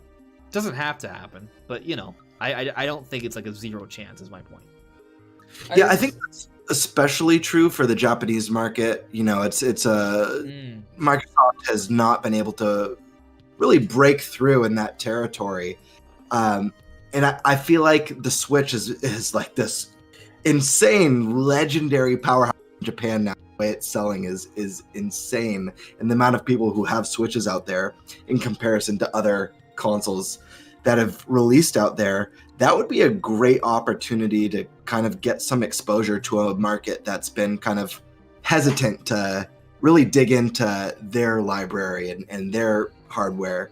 And all they have to do is, hell, throw like some skins where like you're Master Chief and in the multiplayer mode, maybe you could wear a Mario hat and some suspenders over your armor. They did this with Bethesda with Skyrim, where you could open a chest, get the Master Sword, Hylian Shield, and the tunic and stuff. They could put some cool like Nintendo themed skins for the multiplayer that you could wear over your Master Chief gear, and just to give it that a little bit of Nintendo charm in there. I just don't know if Halo's the best series to try to get Japan to That's turn true. Xbox. It doesn't seem like their type of game. It's a very American, like East or Western style game. Well, yeah, but I feel like just in general, like Microsoft putting their games on Switch, like if they want their games to sell in Japan, the way it's gonna happen is by having those games available on Nintendo Switch, like the brand awareness. You know. But I also see your point, Brandon, where Halo itself simply may not really appeal that much to the Japanese audience. I don't know. I mean, Halo Infinite, I think might be pretty cool. I don't think they're necessarily opposed to it, but I don't think it's going to sell really well unless it's on Switch. Like, in Japan, at least, right? Halo Infinite? No. I'm not saying it's happening. I'm just saying that if you ever want it to happen, if you want Halo to sell really well in Japan, the best bet is probably to get it on Switch or a Nintendo platform. I mean, it will sell better than it will on the Xbox. Yeah. I just don't think it will do anything in Japan for Xbox. Just bringing Halo. I think there are other smaller series they've been bringing to the Switch make more sense for the Japanese market, to be honest. Yeah, I think Ori should probably be performing relatively well. Like, that's a great game. Yeah, Ori and Cuphead and stuff like that. Right. Yeah. More of the Japanese alley. So. Yeah. Maybe just bring back Blue Dragon. So I got a super chat from Taker610. Thank you very much, Taker. Taker said, or asked, has anyone mentioned GameBird's turquoise oven? Whoa. Yeah, I did. Those colorful of ovens. I did make sure to take a look after I saw that. It's a nice looking turquoise oven you got there, bud. It's a very nice oven. Yeah. Yeah, it's from the 60s. Really? Yeah. Back when there was style. It's actually a little it's cool. It's a cool, charming oven, but it's actually, because it's so old and it's a little bit, it struggles a little bit here and there. They don't make the parts for it, so when I attempted to have it fixed, they were like, yeah, we'll probably have to replace, but it's also not the size of modern ovens.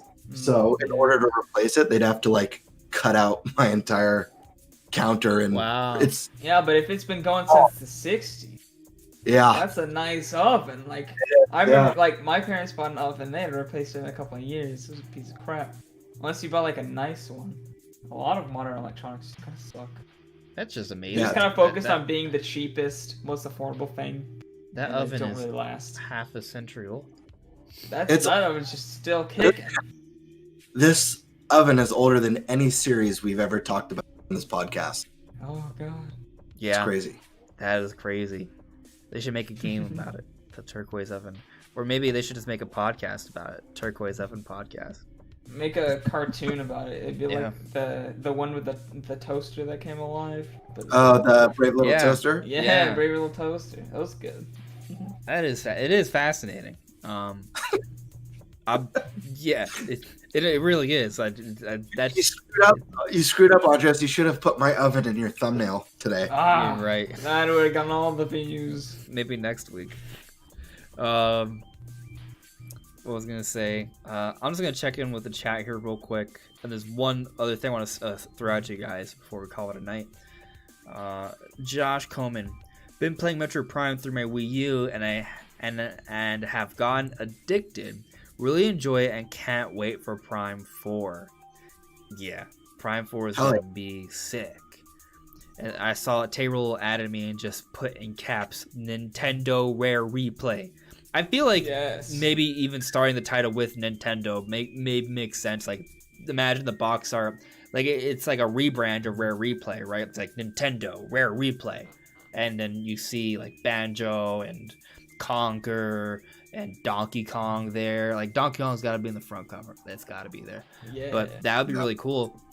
And I mentioned this in my video a couple days ago, but I sort of, with the 40th anniversary of Donkey Kong this year and the potential new Donkey Kong game that may be announced and may even released this year, maybe, like, and also the plans for that Donkey Kong park, the Donkey Kong expansion to the Super Nintendo world, like, it wouldn't shock me if Nintendo also has like a multi-pronged marketing strategy for Donkey Kong as well, where they have this Rare Replay, and if the way they market it, there's like, oh, there's some Donkey Kong games there, that would be pretty cool, and could kind of help to sort of celebrate the anniversary of Donkey Kong. That'd be really cool. I think about when Minecraft was coming to the Switch and they were doing like that whole crossplay campaign, and we got that really cool commercial for Minecraft that showed the Xbox and Switch logo, and it said like play together, survive together, play together, stronger together, better together. That was such a brilliant kind of like marketing tactic that also kind of poked fun at Sony for not wanting to engage in crossplay. Yeah, it did. I thought that was really powerful branding, and the idea of seeing them do that again, where we get those commercials for Rare Replay, Nintendo's Rare Replay, and then it does the better together. That like, hey, we're willing to work together. We have respect for. What if they for even the gamers. like have like a fun commercial? And this might feel more 90s potentially, but what if they have a fun commercial where they sort of like are very open about how Nintendo lost Rare and it went to Microsoft, and they sort of tell the narrative how these sad Nintendo fans, like, they can't play their precious Banjo anymore, and then they're like, yeah, but today's a new age where we work together, and Nintendo and Microsoft, like, together we have Nintendo Rare Replay, right? Like, maybe they probably wouldn't do that, but it's just to that idea of them marketing together. I think that would be really cool. I feel like that kind of marketing makes sense just because it is like older games from that era. So to make make a special trailer with a more 90s style marketing would make sense. It'd be fun. It'd be very fun. Thank you very much, chat, because I think you brought up some good points that will transition into our final little topic here. It's not really... It's more like the final piece to this topic we're having now, because that is the final topic. But we'll just get through these final little chats right here. So Knucklehead added me, hey Gamebird, how about a 60s style Kirby cooking themed game with that oven? Who knows, man? My uncle at Nintendo, I'll tell him to put in a good word. The turquoise oven Kirby crossover, it's coming. Let me see here. ASAP Rel, the Great Little Toaster was amazing. That was a fantastic I remember watching that as a kid. I haven't seen that since I was like... It's been a while, but I remember it being pretty darn good. Yeah. I got a question here from Aaron Curry. When are you going to have Nintendo Prime on the podcast? I don't know. I talked to him. We might do something. We'll see what happens. I'm not sure. And then I have a super chat from Taker610. Thank you very much, Taker. Taker said, it'd be real sad if we never got a real Banjo 3E. Thank you for that, because that's a great transition to what I want to talk about. So, what if we do get Banjo 3E? Like, what if that's not really, that crazy? What if maybe, that's in the works? Or at least, what if this relationship between Nintendo and Microsoft eventually culminates into a Banjo 3E? So just hear me out here. I don't think that's in development, just to be clear. Like, I don't think it's in development, and I don't think we should expect it anytime soon. But if Rare Replay comes to Switch and it performs really well, with the popularity of Banjo being in Smash Brothers and the success of potentially this Rare Replay, and then, the relationship with Nintendo and Microsoft continues to improve. Maybe they do get xCloud on there. They continue to put games on there, and they both are thriving, succeeding because of it. Maybe at some point they're like, hey, what if we made another really good platformer and somehow there's some sort of connection between Nintendo and Microsoft to get this together? Maybe Nintendo doesn't really have any part in it at all. It's just Microsoft finally has enough talent to put together a good Banjo and Kazooie game, and they just allow it to be played on Switch or whatever Nintendo platform is available at the time because it's going to sell well. Like, that might be more conceivable, but I also wouldn't be surprised if maybe like it's still like a Microsoft thing, but maybe they have some sort of communication between the Microsoft, whatever team's working on this game, with like the Mario Odyssey team, so they can kind of get some help, some advice on how to make a really good quality platformer. And part of that deal, that help, is like, hey, maybe also put this on this platform, on our Nintendo platform, and both parties would benefit by that. It's hard to think of a single thing that could get me more excited than the idea of Banjo-Kazooie 3. I got one more thing to drop at you before the end, then, because okay, that will be pretty exciting.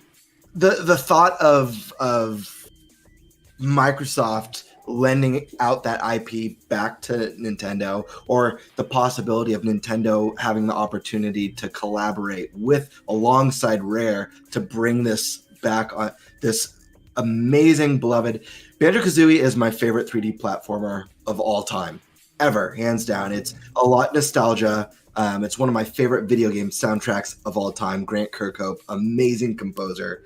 And the characters are fun. The game has so much charm. It's super self-aware with really funny humor. There's just so much to love about it. The only thing that gets me more excited than the thought, probably a new Zelda right now. That's how much I want Banjo-Kazooie 3. But it just seems like, it just sounds too good to be true. It seems so much like an impossibility. I would never want to get my hopes up for that, but I will die if that happens. Well, we don't want you to die. No, not like the bad die, the good die. The good die. The good die. Yeah. The good die. I actually like this comment from Zerlafo that kind of continues this discussion a little bit. Zerlafo says, I think Nintendo and Microsoft are doing a Banjo remake. My chat move. Are doing a Banjo remake because I don't think they would make the third E3 reveal of Microsoft rep Master Chief again. I am inclined to agree that it's not necessarily Master Chief, though possible. I feel like it's more in line with something else. We've mentioned Rare Replay, but if it's not Rare Replay, the next best thing, and arguably better, is a Banjo-Kazooie remake. Because if anything, like, if there's ever going to be a Banjo 3E, I think maybe you consider doing a Banjo-Kazooie remake first. It'd be kind of like how they had the remakes for the Crash Bandicoot, and what did we get? We got Crash 4 afterwards, right? Like, I think maybe there's some room for that. That's certainly a possibility. I'll tell you that if we get Rare Replay, I feel less confident about a Banjo-Kazooie remake happening, but, you know, I think it's one or the other, actually. There was that strange thing that Sakurai said when he was showing off the stage for Banjo. Because he was saying, oh, look how good the stage looks in HD. Wouldn't it be nice if the whole game looked this way? Or like something like that, like teasing like the entire Banjo being remade with better graphics in HD and stuff. And I'm like, ooh, that's an interesting thing to say. It is. I do remember something along those lines. And what Banjo's supposed to look like in 3D graphics, like they did in Smash Ultimate, not what they did in where they made them all boxy and kind of deformed. Oh, man. The other thing is that if you go back to the initial teaser trailer for Banjo-Kazooie Nuts and Bolts, before it was called Nuts and Bolts, like, they teased a Banjo-Kazooie game with like the actual Banjo-Kazooie world. Like, it was all like fake, but the point is they're like, oh, Banjo-Kazooie is in the works. We're working on Banjo-Kazooie. And then it amounted to not Banjo-Kazooie. Which is amazing that happened. I really would like to do some more research into how, like, I don't even know if I even could, but like, why they make that decision to do that was just so strange. I mean, my thought process is that because Microsoft wasn't known for quality platformers, maybe they didn't think they could come up with a good quality platformer and also think it could sell well. So they were like, okay, let's just try and doing something else here, and maybe that will kind of get to our audience, right? Like maybe they felt like, oh, well, Minecraft is cool, or I'm not sure of the timing of it, but like it was building cars. Like maybe thought they could maybe hit like that child audience and like sort of, you know what I mean? Like maybe they thought that was something they could do, like building and having cars would be more of a kid-friendly franchise. And what it really was just a bastardization of a beautiful franchise. But it's just strange. The thing that sucks about that too, and I'm not saying this is the case for Rare and Microsoft, because who knows the reasons why they've never returned to the Banjo series, but oftentimes it seems like companies will do like a drastic change to like a genre changing version of a beloved series, and if it doesn't perform well, they're just like, oh well, I guess people don't really care about that franchise anymore. I hope it wasn't one of those things where they changed it to nuts and bolts and like, I guess people just aren't that interested in Banjo-Kazooie anymore, because it's like, no, it's just that's not what we. That's not Banjo-Kazooie. Yeah, I mean, at the time, like 3D platformer, the genre was like dead pretty much. Like, only Nintendo was making them. It was pretty much just Mario. And the other thing is that Mario at the time, that was like around the Wii days, right? So we had Mario Galaxy 1 and 2, which are more of the linear style on top of that, right? It wasn't more of the 3D style. That's only kind of come back more recently. So that's another point to that, for sure. Yeah, I think platforms in general are becoming more popular now, which is nice. They were dead for so long. It's so nice. Yeah. We have a lot of 2D platforms. They're all over the place. And that largely thanks to the indie scene, which I'm appreciative of. But I definitely want some more 3D platformers, maybe a Donkey Kong, maybe a Banjo-Kazooie. And actually, on that note, this is not the thing I was teasing earlier, by the way. My tease is nothing groundbreaking necessarily, but possibly, just for the record. We'll get to it, though. There's a super chat that kind of links to that. I'll get to you, Aaron Curdy. I saw it. But what I wanted to sort of touch on was, what if there is more to this idea? What if there is there's something to this idea of a Banjo-Kazooie remake, and we get that, and it does turn out that the Mario Odyssey team did help out with it a little bit. Like they did help out a little bit with it. It's still like a Microsoft thing, but they help out with a little bit with it. But maybe what it is that we look at what's supposedly going on with this Donkey Kong situation, right? And supposedly Mario Odyssey team is working on a Donkey Kong game, but the rumor has suggested it'll be more on the 2D side of things, which would then kind of make you scratch your heads. Like, why would the Mario Odyssey team, one of Nintendo's biggest, best teams, just make a side-scroller? Right. Well, why would it take 4 years? Right. Well, what if they were doing more than one project at once? What if they were collaborating to make a Banjo-Kazooie remake and make this Donkey Kong game? And it would make sense because the Odyssey team would be perfect and ideal for both things, right? Especially considering that Odyssey, in some ways, feels more like Banjo-Kazooie than Mario 64, right? Yep. So because it is more of a collectathon style. So it's interesting. Like, I think the framework of Odyssey would be great for a new Banjo-Kazooie game. So I think that, like, the talent-wise, it makes sense, right? And the fact that Nintendo and Microsoft are willing to work together, I feel like it makes it possible. I'm not going to say that's for sure what's happening. I think the most sensible thing to expect is Rare Replay. But a Banjo-Kazooie remake, I don't think is out of the question, especially to your point earlier, Brandon, how, like, that soccer reveal did feel very teasing of something. If it's not a Rare Replay, a Banjo-Kazooie remake's like that other maybe option, but I would say way more likely Rare Replay. Still, it's kind of exciting to think about that, like, maybe, right? Yeah. But let me get to Super Chat here. I'm kind of transitioning, unless there's anything else you guys want to sort of talk about related to this topic. Oh, just one thing I saw on in the chat from Tayrul, okay, saying, remember to keep in mind that the golden era of Rare, like, people aren't, with the company anymore. And I think that's a great point, but I don't think that prevents a company from moving forward with the series. I mean, that's the case with Retro and Prime. A lot of the people who worked on the original Prime games are not at Retro anymore, but they take inspiration and they hire skilled people who respect the source material and really passionate about it.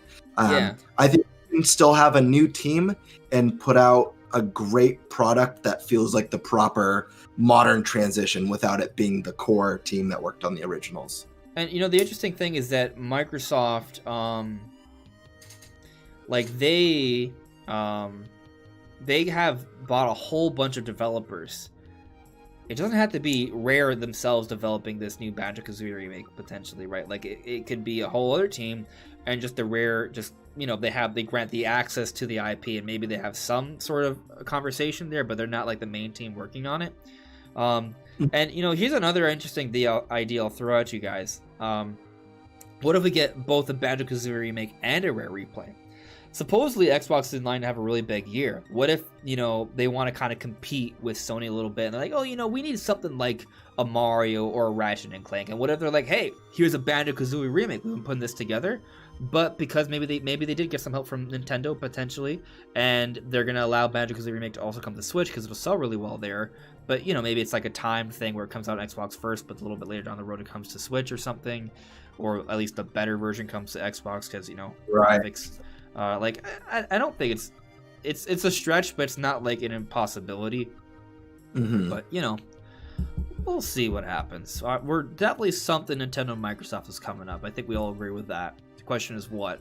It might just be another random game that's not Halo or Banjo-Kazooie or Rare. It might just be like, hey, we're bringing over this game, right? Yeah. And it could be a couple. Like we might just get another Bethesda game, for example.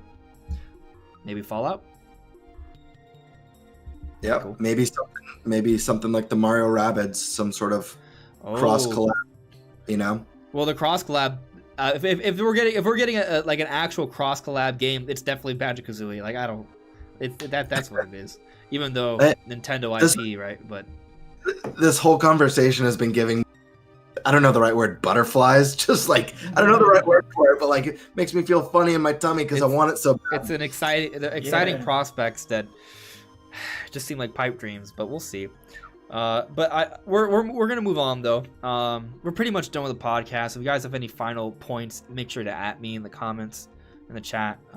But there's a super chat from Aaron Curdy that I want to get to, which may be teasing a video that may be coming soon. I don't want to give you guys a date yet, but what do you think will be the name of Breath of the Wild 2? That is Aaron Curdy's question.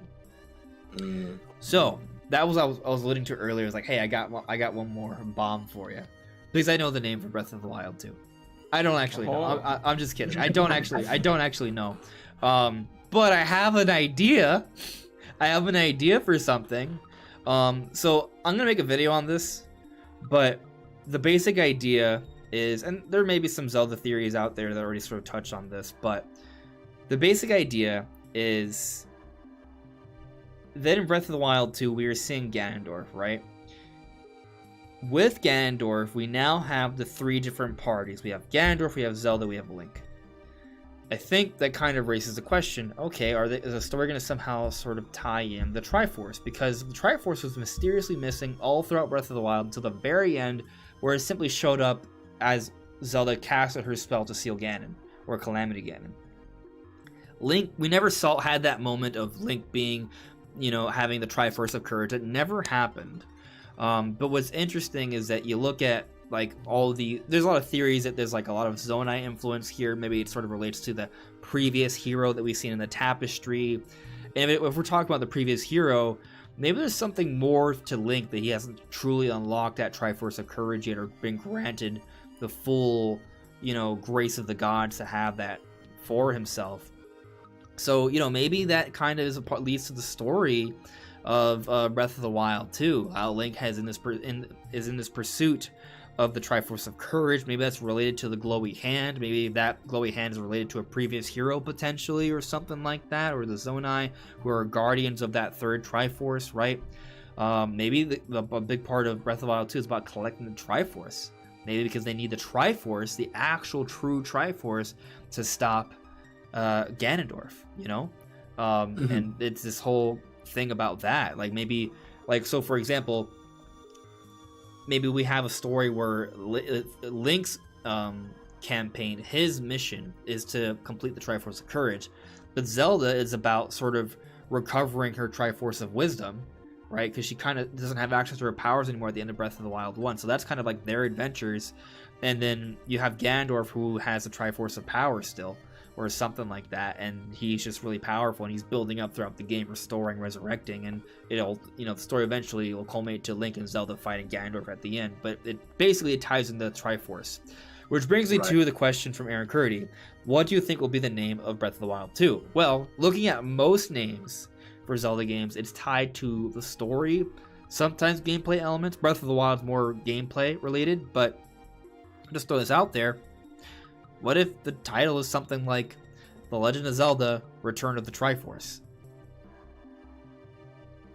That's like my best guess for it. Oh, go ahead, Brandon. I'm just thinking about the different names for the 3D Zeldas. We got Ocarina of Time, that was based off of an item as well as just the fact that you're going through time. So it's like the story and an item.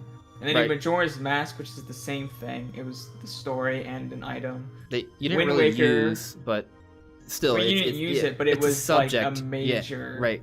plot point. You had the Wind Waker, which is literally the Wind Waker you have in the game, the little baton. Right. Which is gameplay related. Which was gameplay, but also a major item. So you had the hinting at the fact that you have this like open world, open sea environment where you use the wind to go wherever you want, and of course it was a major item. And then you had Skyward Sword, which hints at everything going on with the lore of the Master Sword, as well as just the fact that you're in the sky. And then Breath of the Wild, which is just the wild, the wilderness, the open world.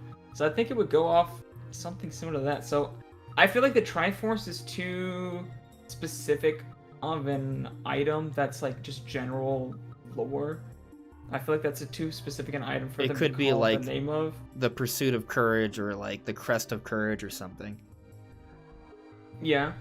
Maybe. I think if the Triforce is a big item, then they could hint it, but I don't think they'll call it out by name. But it definitely could be based off of another item, as most of the names are. Like Twilight Princess was based off of more of a concept of the Twilight Realm and then the princess. So they do go off of like names. So it might even be something that based off of Ganondorf. Could be. Breath of the Wild. Well, go on, Cameron. Oh well, I was having similar thinking to Brandon, as like the series tends to name each entry either after an item, obviously, like you mentioned, Skyward Sword or Mask, Ocarina of Time, or a mechanic in the game, like A Link to the Past. You're traveling through time. A Link Between Worlds, traveling between two worlds. Breath of the Wild, I feel like it's an unconventional name because that's the game that kind of broke the conventions of the series. So Breath of the Wild, yes, it is an open exploration, but Breath of the Wild doesn't directly, specify a mechanic or an item. I think they're going to return to that item naming or / mechanic naming, and I think that it's either going to be named. The name's either going to involve Link's hand, whatever the new game mechanic around the hand, or the hand that grabs Link with the energy or is holding on to Ganondorf. I think it's going to have to do something with the hand mechanic. That's my prediction. And it could be the Legend of Zelda Curse of the Zonai. The hand is the Curse of the Zonai. It could be the. Yeah. I have a. It's gonna have to do with the hand. Something. Yeah. Maybe. I think it would be something more vague though. Something that hints like Twilight Princess isn't it doesn't say Midna by her name. It just references her. At first, you're led to believe that it's Zelda that's the Twilight Princess. Yeah. So they kind of go like vague sometimes, and they did that with Breath of the Wild. So I feel like that it might be more vague. So like it won't. I don't think it will say like Triforce or Ganondorf or Zonai or anything like that, but it will reference a concept like that. So maybe. Yeah, for sure. More vague name, because like Legend of the Triforce or Return of the Triforce, whatever, it just sounds such like a fan name, Absolutely. But it doesn't sound like a real name. But let me sort of defend myself here, right? I'm not saying I think that's actually the name, just for the record. Like I think it could be, but it's really a shot in the dark. But with most of the Zelda names, when we first heard them, we were like, oh, that's awkward.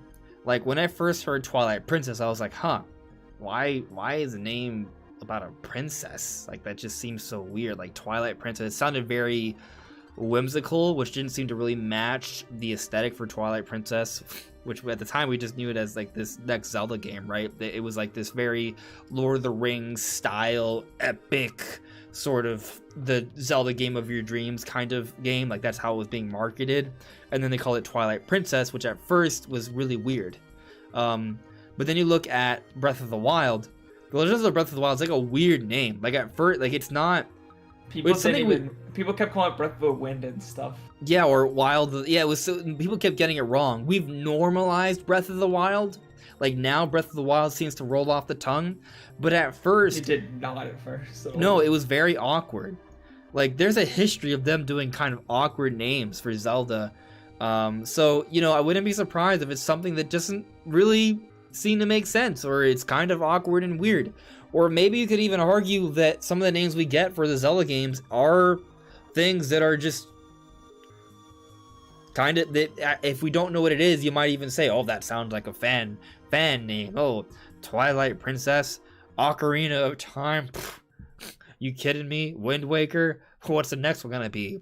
Like Piano of Despair? Like watch it be called Piano of Despair, right? Like it's possible. It's a shot in the dark.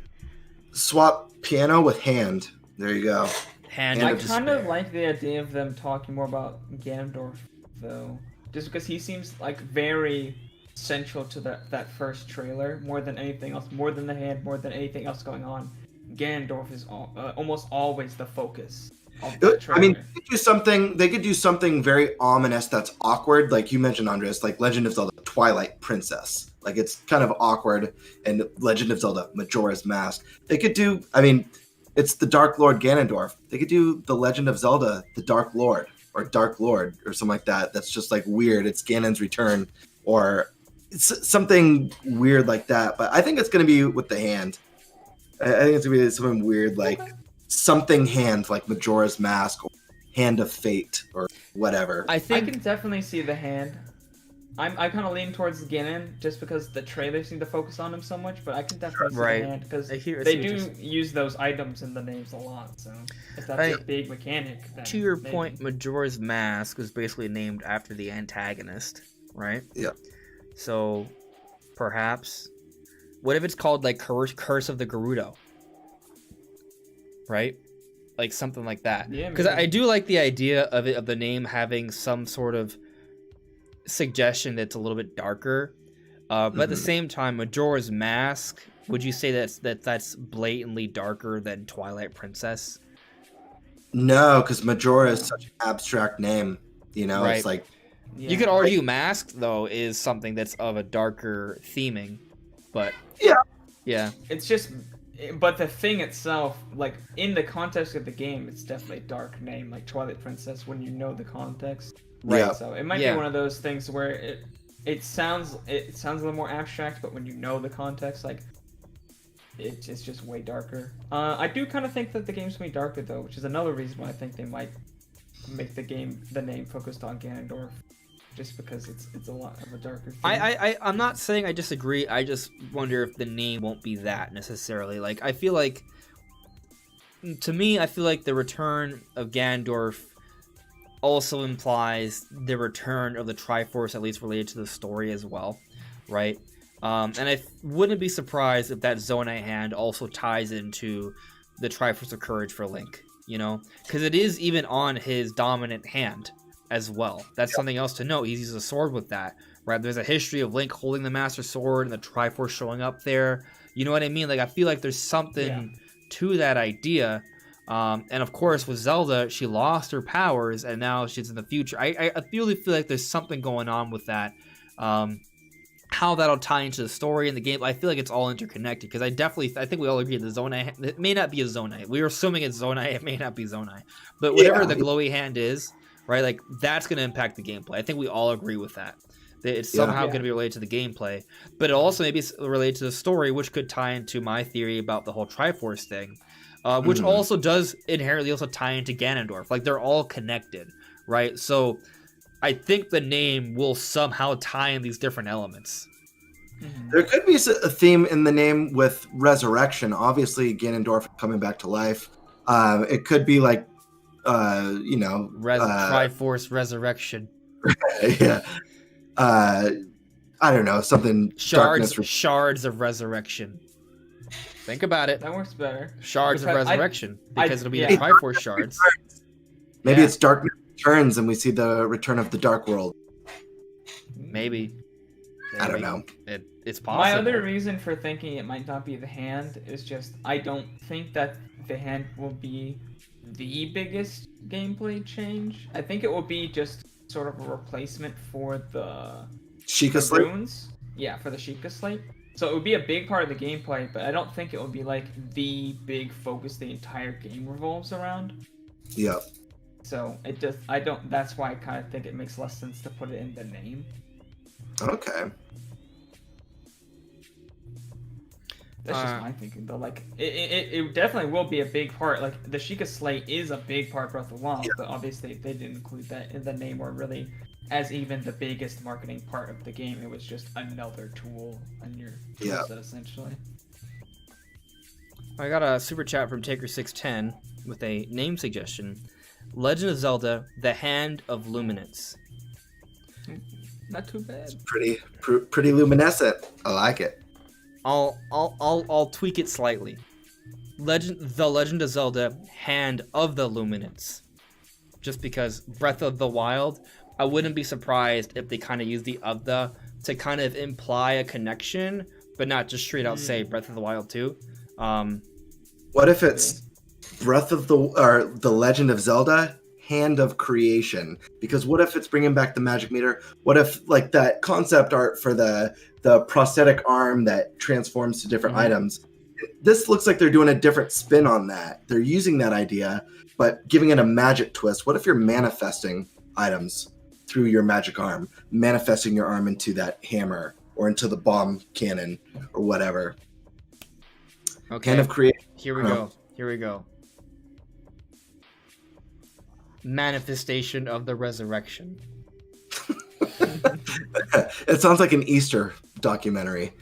Oh god. Oh. Yeah. I'm kidding. By the way, Resurrection of the. they might go. Maybe that's why they won't do Resurrection then, because they'll try to shy away from like religious suggestion. Yeah, that's true. You mentioned that they might go with the just to kind of keep the name in line with Breath of the Wild. Yeah. I'm not necessarily sure they'll do that. Just because they haven't really. They've made some games like Link to the Past and then Link Between Worlds, which kind of their names go together. But for the most part, even direct sequels, they just the names don't go together at all. Like Spirit Tracks to Phantom Hourglass. Phantom Hourglass to Spirit Tracks. Sorry. Well, they're not and really. Ocarina of Time to Majora's Mask. Like those names have nothing to do with. I would say Phantom Hourglass is more of a sequel to Wind Waker than Spirit Tracks is to Phantom Hourglass, because it's like way into the future Spirit Tracks. Right. But still, like Wind Waker, Phantom Phantom Hourglass. I mean, it's 2 words and it's an item, so but there's not really much beyond that. I got it. Just from going over those DS games, here we go. The Legend of Zelda: Spirit Fingers. Oh god, you're right. That's it.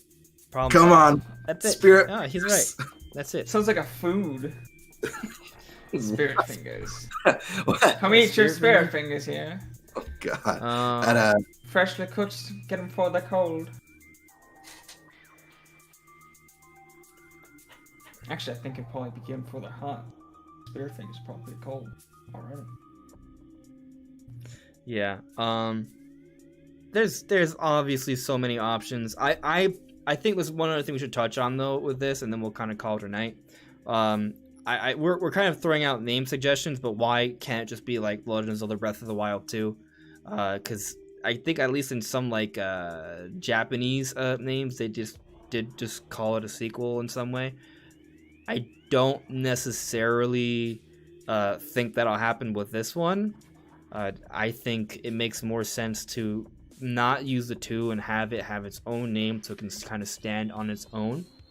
Because we have seen more examples of there being direct sequels and the name is entirely different. Like we don't need the two. We just don't need that. So I They've think never done it before with Zelda. It'd be weird. The argument though for it to have some sort of name connection there is because Breath of the Wild reached a whole other level of height. Perhaps they want to make it very clear that this is of that vein, you know? But at the same time, if we just look at Zelda sales as a whole, they've spiked across the board. Link's Awakening sold way more than we all thought. Hyrule Warriors Age of Calamity sold way more than we all thought. I think simply marketing it as a sequel, but not necessarily having it in the name, is probably fine. Yeah. I don't think they need to do the name. I think people will get the concept. Yeah. It's the same thing they've been doing for 35 years, so I think they'll continue to do it. I'm on the same page. Plus, I just think that, you know, especially with the Zelda series, they love to make each entry feel very fresh and distinct, even when it's a direct sequel. So I fully expect the sequel of Breath of the Wild to, in many ways, feel different than the first game. They want to make it feel fresh, absolutely. Yeah. They're going to do some crazy stuff. I mean, it's taken this long. I think you got to think. Whether it's game mechanics, whether it's the world, it's obvious that we're revisiting the same world we've spent so many hours in and got lost in and explored every nook and cranny. Let's see some underground terrain. Let's see some underwater stuff, some in the sky stuff. Let's see maybe a dark world. Let's explore this place with new abilities and new items in a way we've never done before. You know, they're not going to want to retread the same ground. I don't think they're going to call it Wild 2. No. Too wild of the breath. This breath is too wild for you. Wild of the breath. I got another super chat from Taker610. Thank you very much, Taker. Taker simply says, What about No Nag? Gandres Restart. Loftwing Classic.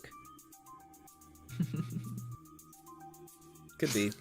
Loftwing Classic. That's awesome. Yeah. There's so many name options, guys. We're not gonna guess it. We're not gonna guess it. Yeah, it's impossible. Nintendo's very sneaky too. They're gonna come up with something crafty and clever that we never would have thought of. So instead, I think what we should do is let's just pick the theme. I think it's gonna be named after the hand. Do you think the Triforce related? I think, Andres, right? Well, the thing is, yes, but also that will inherently also be linked to the hand, and also be inherently linked to Ganondorf. I think it's all connected. Yeah. Okay, so you think sort of hybrid of those ideas, right? Yeah, I think it's all gonna be connected. You think Ganondorf focus for it? I think Ganondorf. Okay. So let's do that then. We'll make that our predictions for the theme of the title. Sure. Yeah. Sure. Sounds good. I just want to point out again that I do think there's a chance it has an of the. Like, it's something. It won't be Breath. They'll take out Breath of the Wild. They'll put something of this. Like, that's that. I have a feeling that they'll do that. And obviously, this is just there's no. My only reasoning simply because it's kind of like that Breath of the Wild connection, but it'll be a very subtle one. But I'm gonna predict that it won't have anything to do with Breath of the Wild. It's just gonna be its own name. It's just gonna sound. Yeah, maybe it'll be Breath of the Wild: The Legend of Zelda. Okay. And then you play Zelda, you don't play Link. That's why the name's changed. So. Yep. Is I don't know. There's something in your head. I don't know what it is. What if it's I don't know if it works. I'm wondering what if like Zelda's in the title. Zelda's already in the title. That's why it works. Yeah. But The Legend of Zelda.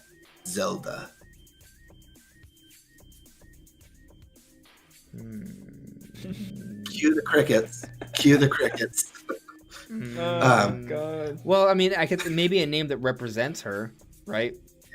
Yeah. I really think it's gonna be related to the Triforce, like somehow, like somehow, which could still also tie in Zelda 2. Like, it could tie in her importance. Like, it could tie it all together, like something. Like, for example, Breath of the Wild, yes, it just kind of explains the world, but you can also argue it kind of explains the circumstances, because the world is a wild world. It's a post-apocalyptic world, right? So there's a lot of openness to it. You can choose what you do. It's more of this. It is emphasizing the world itself, but that is the game, right? You're playing to explore this post-apocalyptic Hyrule. So I feel like in a way it does still hint towards the gameplay as well, not just the story. Yeah. It's the other way around. I meant to say, because What about Breath of Destruction? You see the castle rising up into the sky. The Dark World returns. Ooh. Hyrule is destroyed. Breath of Destruction kind of works. Destruction. Maybe. I was kind of thinking, what if there is a big theme of actually the opposite of that, of destruction, of rebuilding, and they work that into the name, because it does seem like Breath of Life, just something that has to do with like the rebuilding of Hyrule, because it isn't this post-apocalyptic state, but hopefully not when we play it in the next game. Hopefully there's a lot more going on. A lot. So the opposite, Breath of Construction. Breath of Construction. There you go. Or Wild of the Past. Wild of the Past. That's pretty crazy. So hear me out. The idea is that it's kind of, or Breath of the Past, one of the two, because the Wild of the Past has maybe more of a more chaotic like feel to it, because Ganondorf is from the past. He's bringing back the Wild of the Past. So you thought the current Wild was crazy, just you wait till you see the Wild of the Past, but also that notion of the past kind of bringing back Hyrule to where it was in the past as well, restoring those ruins back into actual hustling, bustling cities and towns, so it can kind of tie in both ideas. But that's enough for now. We've gone. It's late. This is the end. It's been fun. It's getting weirder and weirder. We're going down a dark going down the breath rabbit hole. of the wild of the breath darkness, something. I don't know. But anyway, it was fun, guys. Thanks so much for watching. Leave a like, it'd be greatly appreciated. Check out my social media, of course, but also make sure to check out these cool dudes as well. Both their channels are linked in the description below. Do you guys have any final thoughts? Thanks for having me. It was a blast. Yeah. I hope everyone who's watching enjoyed. Yeah. Yeah. I want to hopefully come up with a song on my YouTube channel this week, so that might happen. I don't know if I'll finish it. I'm close. I'm like 3/4 of the way done with this thing, but it takes time, takes a lot of effort. So Brandon's making music, guys. So yeah. Might have something up on the channel this week, but I'm not sure. Yeah, for sure. Anyways, guys, I hope you guys enjoyed the show. Thanks so much for watching. We'll see you all soon. Take care. Bye, guys. Bye. Bye.